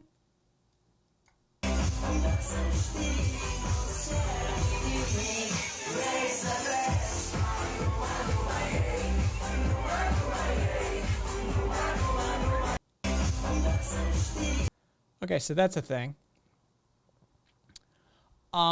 This has led to some of Peterson's fans on Reddit to accuse her of infecting him with the virus, either from sheer recklessness or, even more darkly, because she's a practitioner of Munchausen by proxy who prefers her father sick. That's not the Numa Numa I wanted, says Taco. I expected the Muppets. Quote, she's probably the one who infected him in the first place, wrote one Redditor called J. Ravensloot. Can't believe she was stupid enough to brag about going to crowded parties and hookah bars in the middle of a pandemic and act surprised when she gets infected and spreads it to others. Did she get it from his idiot daughter? Asked King of 00 Eyes Ones. I don't fucking know, whatever that name is. I'm fairly sure, fresh out of rehab with a pandemic around, he would basically be on house arrest, meaning one of his family members most likely gave it to him. I love Jordan Peterson, but I really, really, really do not like his daughter. Someone calling himself Dr. Jean Itor was even harsher.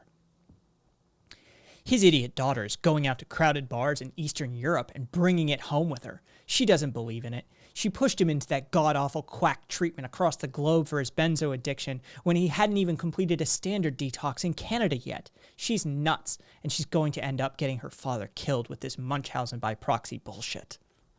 This is fucking hilarious.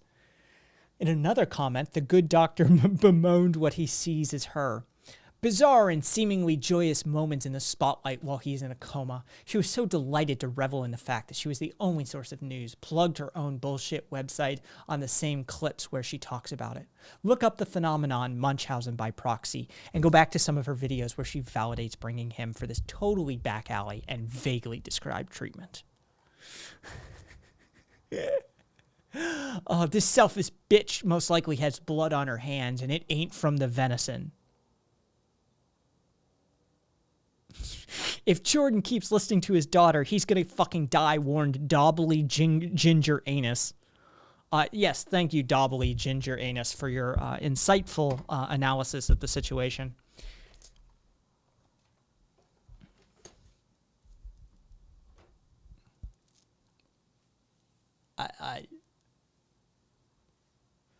Okay.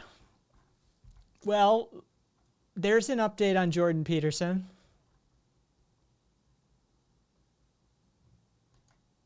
We Are Atheists is a fucking article on him, too. Jordan Peterson, a gateway drug to Christianity? Catapulted to fame by his defiance of the political correctness of his academic institution. His place as a cultural icon was cemented with the release of his best-selling book, 12 Rules for Life. Peterson sat down with atheist psychologist Susan Blackmore on a remarkable episode of The Big Conversation to debate whether or not we need God to explain life. Quote, I would definitely describe myself as a religious man, yes. I think that's fundamentally true. The devil's in the detail. What does that mean exactly? What do you mean by believe? What do you mean by God? And what makes you think the question that I'm answering is the same one that you're asking? Look, okay. I don't like him. But his tactics, the way he can talk around you, the way he can turn you in circles, I adore. I appreciate that, just from a rhetorical device standpoint. This is the sort of shit that I was talking about yesterday about how the left needs to adopt some more Machiavellian tactics. Learn from people like this dude and Ben Shapiro, who will just bowl you over with just rapid fire shit. Like, these are the tactics that we need to be familiar with. And when you encounter somebody arguing in bad faith, you employ them. I'm not saying if you're, having a legitimate discussion, if you're actually engaging in the dialectic with somebody, that you roll out all of these sorts of tactics. What I'm saying is that when you encounter a right-winger or a libertarian or somebody who's just arguing in bad faith, that you remember these lessons and you're like, oh, that's right. They're arguing in bad faith. I don't have to actually argue with them fairly. So start doing this shit. Although Peterson feels that the concept of a higher power is necessary for a meaningful life, he gets a bit evasive when pressed to definitively declare that he believes in God. Justin Brierley, host of The Big Conversation from Unbelievable, pressed him on this very issue, and while Peterson initially bristled at the question, he eventually drilled down to what is at stake when one professes belief in God. Yeah, Kat, at some point you're allowed to play. Like, just... Exactly. The reason for Peterson's reticence is not because he thinks the question is silly, but rather because he recognizes that it's so profound. I want to explore his response in detail because he offers insight about belief that needs to be taken seriously both by believers and non-believers. Pied Piper or prophet? Yeah, I'm not reading all this. I don't care. Wait, what was that last paragraph? Jesus Christ, fix your fucking websites. Oh my God. So what is this? This is their category section of their website is blowing out their design so badly that there's like, I don't know, 25 pages of shit. Just category listing. God damn. Fix your fucking design.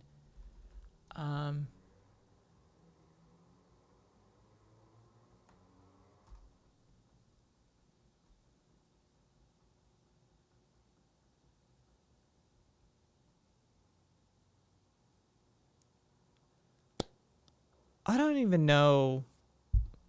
While not proper theologians, both Jordan Peterson and his dark web colleague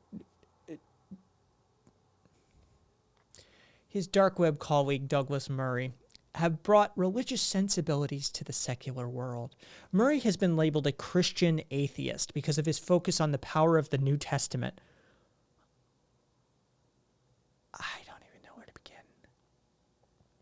But I think Peterson should be awarded the title of God-fearing agnostic because of his interest in the Old Testament Jewish thought while remaining on the fence about the existence of God.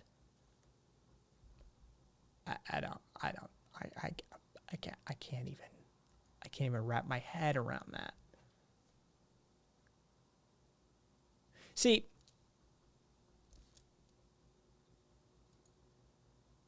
this is a problem. Okay, so I wanna. This is a fresh.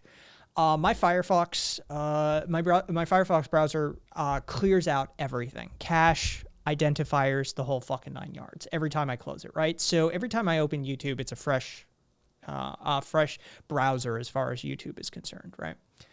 So I want to conduct a little experiment here. Somebody used the waifu filter on Biden and Trump. Send me the link. Okay, so the Joe Rogan Experience, Edward Snowden, gets you to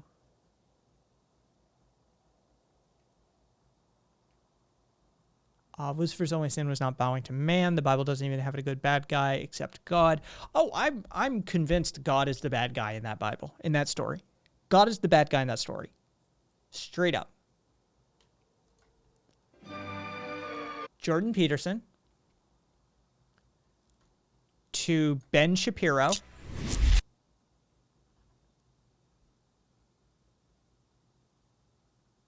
to Jordan Peterson, Men Who Marry Witchy Women.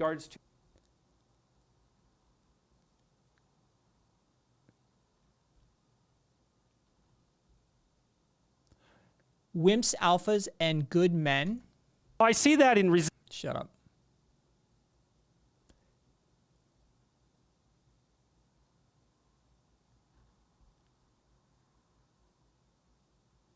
Jesus Christ, that biblical series goes on for fuck ever.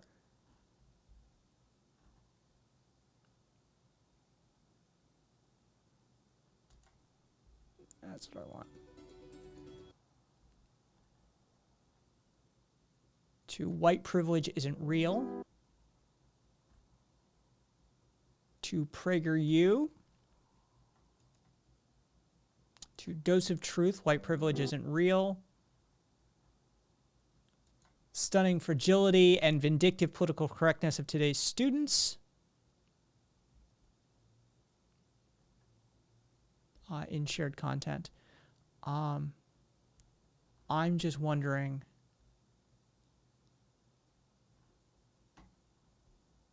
I have to give credit where credit's due. I really thought I'd end up on Nazis a lot faster.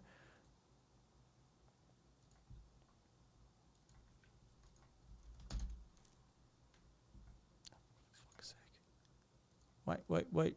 Why is that? Ugh.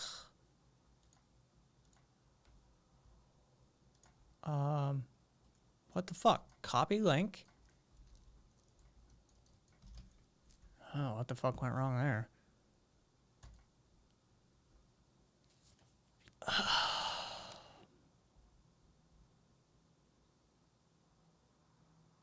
Yeah, I don't know how to feel about that.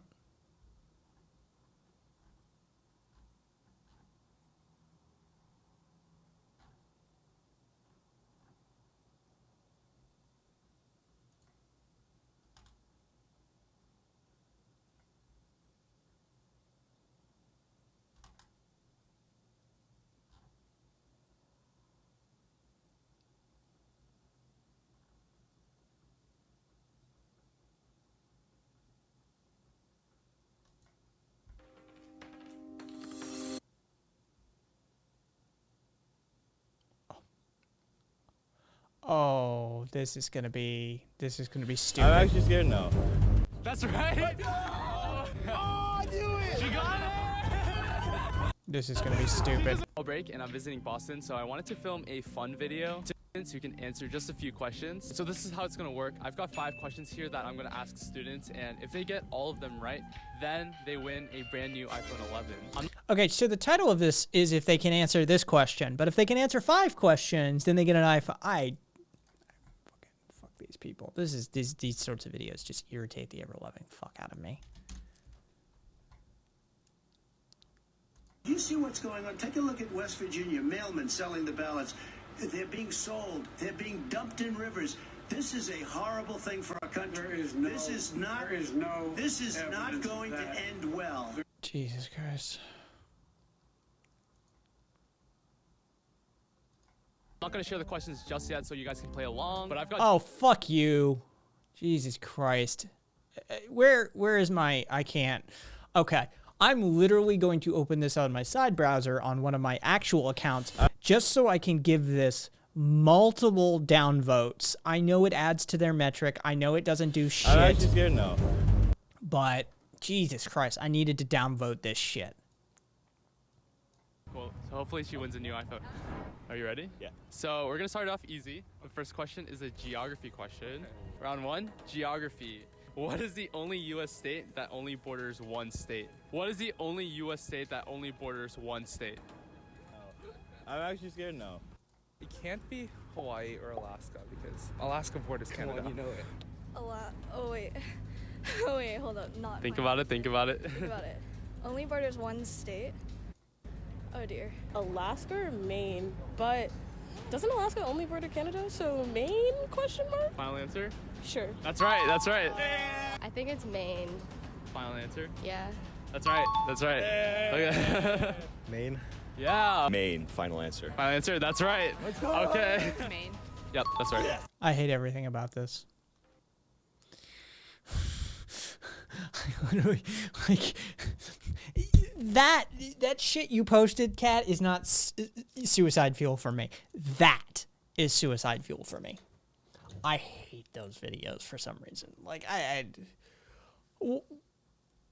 it is such empty content. It is such it's jaywalking.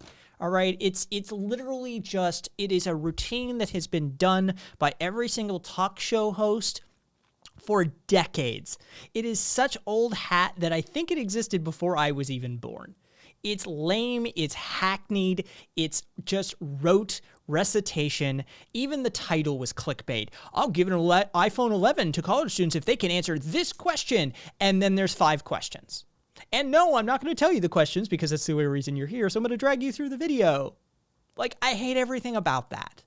And I ended up there because we fucking ended up clicking on a Jordan Peterson video because I'm a masochist, and clicked through a bunch of shit. Just Jordan Peterson, Joe Rogan, Ben Shapiro, and I end up on that clickbait shit. That's why I hate it. I can't tell you what campus they were on, Meet Trey, but that might have something to do with it. I don't know, though.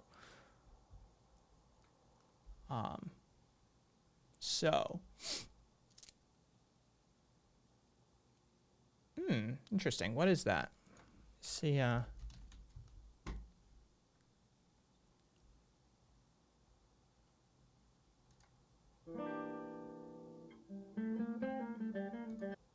I don't know what that is.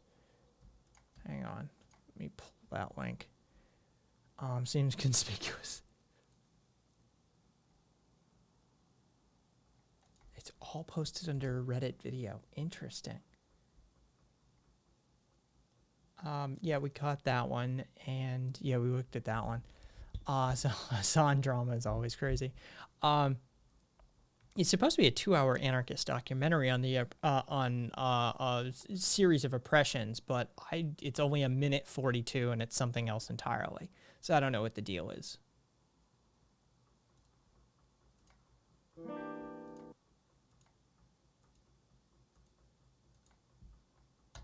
Yeah, it's an entire, like, I don't know what the fuck that is.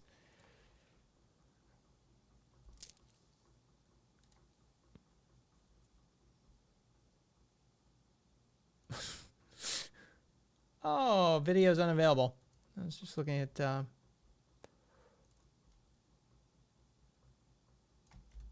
we could. See, still that session though. So now I'm getting pumped full of Peter Schiff, Rogan, Shapiro, Timcast, vPro. Yeah. Luckily, that's a blind browser. It will completely clear all of that shit as soon as I close it.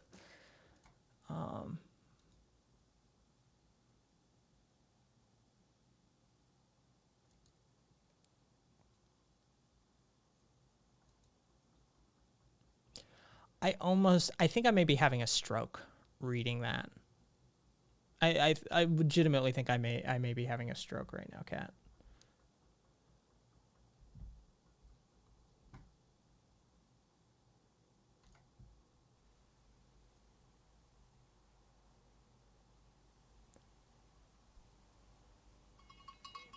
It's the whole series. Interesting.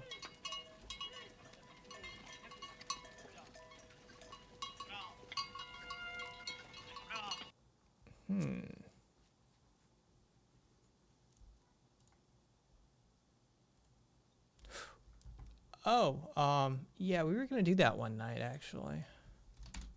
Oh, fuck me.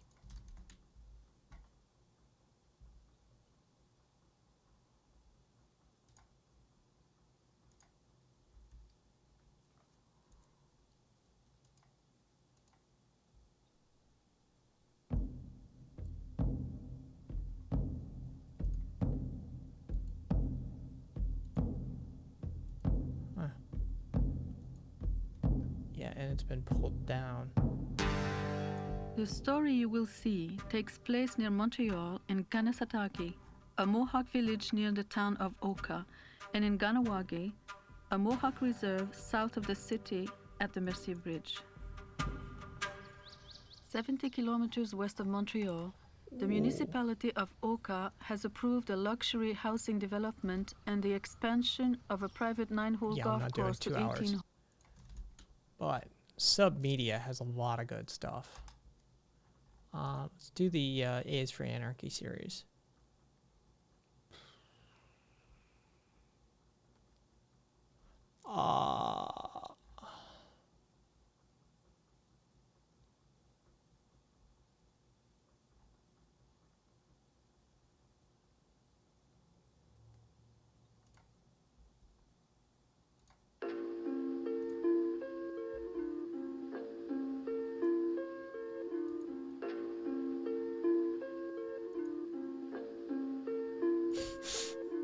It's often said that anarchists are violent, and there's plenty of historical and contemporary evidence to back this up.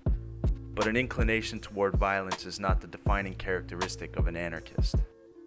Just as it does not define what it means to be a liberal, or a conservative, or a Christian, despite the far higher levels of violence carried out by the members and guiding institutions of those groups. There's a reason why anarchists have been portrayed as singularly violent by our enemies for well over 100 years. Our ideas are threatening to those in power, and so the phrase violent is used to discredit us, and to paint us, and by extension our actions and beliefs, as unwanted, antisocial, threatening, and scary. An aversion to violence is a good thing. We should all strive to minimize violence through the actions that we take, and in fact that's the driving ethos behind most anarchist practice. That being said, violence is an intrinsic part of life. It always has been, and it always will be. Human beings' capacity for violence is hardwired into our DNA. It's precisely this capacity, combined with our propensity for complex problem solving and mutual... No, it has more to do with the fact of his origin on the Young Turks. He's got half a million followers on Instagram, and his hot takes are nothing more than centrist takes, in my opinion. That allowed us to assume the apex position in the animal kingdom and overcome the harsh, incredibly violent conditions of the natural world. And despite all the advances made over thousands of years of human civilization, our societies and complex economic systems are still heavily dependent on the massive and systematic application of violence to function. Understanding and coming to terms with this reality is the first step in changing it. So what is violence anyways, and what's it got to do with anarchy? Because it's both a common and incredibly loaded term, there are many different definitions of violence depending on who you ask. And it's worth pointing out that what's considered violent to one person might not be experienced that way by another. That said, violence is generally understood as any action that causes shock or pain to another sentient being. Often it describes a direct act of force to assert agency or control over another person, but it can also be indirect, passed down through hierarchies and encoded into arbitrary sets of rules. Violence can be physical or it can be psychological, and most often it's a mixture of the two. When most people hear the word violence, the first thing that often comes to mind is the use or threat of physical force. Whether this takes the form of a punch to the face, a mass shooting, a domestic assault, a death threat, a rape, a sensationalist news report about an armed robbery, or a debate over tactics, this is the realm of violence that everyone can relate to some extent. Maybe we've experienced a specific manifestation of it firsthand, maybe not. Either way, we all know what it's like to feel pain. We can all identify with the sudden shock of unexpected danger. This mode of violence speaks to and resonates with our own past experiences of trauma. This baseline empathy is the foundation for how discourses around violence are used to isolate, criminalize, dehumanize, and otherwise repress specific individuals, ideas, and entire groups of people. Selective narratives and the use of violent imagery become weaponized to manipulate public opinion, fan divisions, and justify all manner of countermeasures in the name of safety and security. Is it time to classify Antifa as a terror group? Bernie Kerik is a former New York City police commissioner, helped put together an anti-terror task force. Commissioner, how do you label this group? The specter of the terrorist is the most glaring example, but there are many other well-known tropes and stereotypes that shape the way we understand the world and each other, magnifying threats out of proportion to reality or manufacturing them where they do not exist. Popular perceptions on violence are shaped by the ruling classes. through their control over mass media and the operation of state education and criminal justice systems. The specific schematics vary according to local political considerations, demographics, and culture, but one constant is the casting of all those who challenge state authority as violent criminals, on one hand, and the glorification of state violence as a necessary counterbalance on the other. This skewed lens is intended to obscure the fact that states are responsible for the overwhelming majority of violence in the world. In fact, when you peel back all the layers of bureaucracy and self-aggrandizing mythology, that's what states really are: highly structured systems of organized violence. As the frontline agents of this violence, police, soldiers, and paramilitaries carry out atrocities and acts of brutality on a scale that is utterly beyond the scope and capacities of even the most sadistic individual or ragtag terrorist outfit, let alone the scandalous acts claimed by anarchists. How can a broken window or punched Nazi be remotely compared to the carpet bombing of a mid-sized city or the enhanced interrogation of an enemy combatant? What is the assassination of a king or a particularly brutal cop when compared to colonial genocide or the threat of nuclear war? A state's violence is given direction and legitimacy by its political institutions, whether cloaked in the hallowed robe of democracy or the unquestioned authority of dynastic rule. These same institutions uphold the violence of the so-called free market, destroying the ecosystems that support life and condemning the great mass of humanity to choose between wage labor or starvation. To safeguard the infallible logic of this market, states lock up bodies and regulate the flow of human beings across imaginary lines.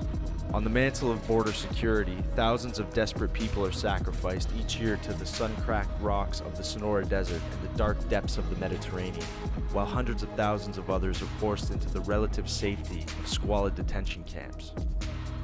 So what are we to do when faced with this level of violence? When a person is being savagely attacked, everyone, aside from the most die-hard pacifists, generally accepts that it's morally acceptable for them to use violence in self-defense. Why then is this same principle not applied to the vastly greater violence of the state? Fostering the legitimacy of defensive violence is a key component of revolutionary strategy, even when that defensive violence takes the form of attack against the individuals and institutions that subjugate and repress us. The Italian anarchist Errico Malatesta made it clear where he stood on this question, declaring that the slave is always in a state of legitimate self-defense, and so his violence against the boss, against the oppressor, is always morally justifiable, and should only be adjusted by the criterion of utility and economy of human effort and human suffering. Pan-African revolutionary Frantz Fanon took it further, observing that the violence waged by colonized peoples against their colonial masters offered up a path towards the realization of their own self-worth, and noting that the very moment when the colonized discover their humanity, they begin to sharpen their weapons to secure its victory. This historic truth shines through from the legacies of the armed standoffs of the Mohawks at Ganasatake and the Zapatistas in the jungles of Chiapas, struggles that helped galvanize indigenous resistance in the territories ruled by the Canadian and Mexican states. It shines through every time the oppressed and exploited people of this world draw a line in the sand and prepare to defend it by any means necessary. It's worth repeating that violence has often devastating real-world consequences and should be avoided and minimized wherever possible. It is not something to be romanticized, celebrated, or turned into an empty aesthetic or an end in of itself. State specialists in counterinsurgency have long recognized that when analyzing the potential of an insurgent movement, factors such as the strength of social relationships, methods of organization, and the ability to spread conflict often prove more decisive than the outcome of any particular battle. Building these qualities and characteristics often require little or no recourse to violence whatsoever. But if nothing else, the capacity for violence is an essential component for asserting and defending autonomy. And while meaningful autonomy is not something that so-called progressives who fetishize nonviolent tactics have any interest in, it forms the basis of anarchism and every revolutionary project worth its name.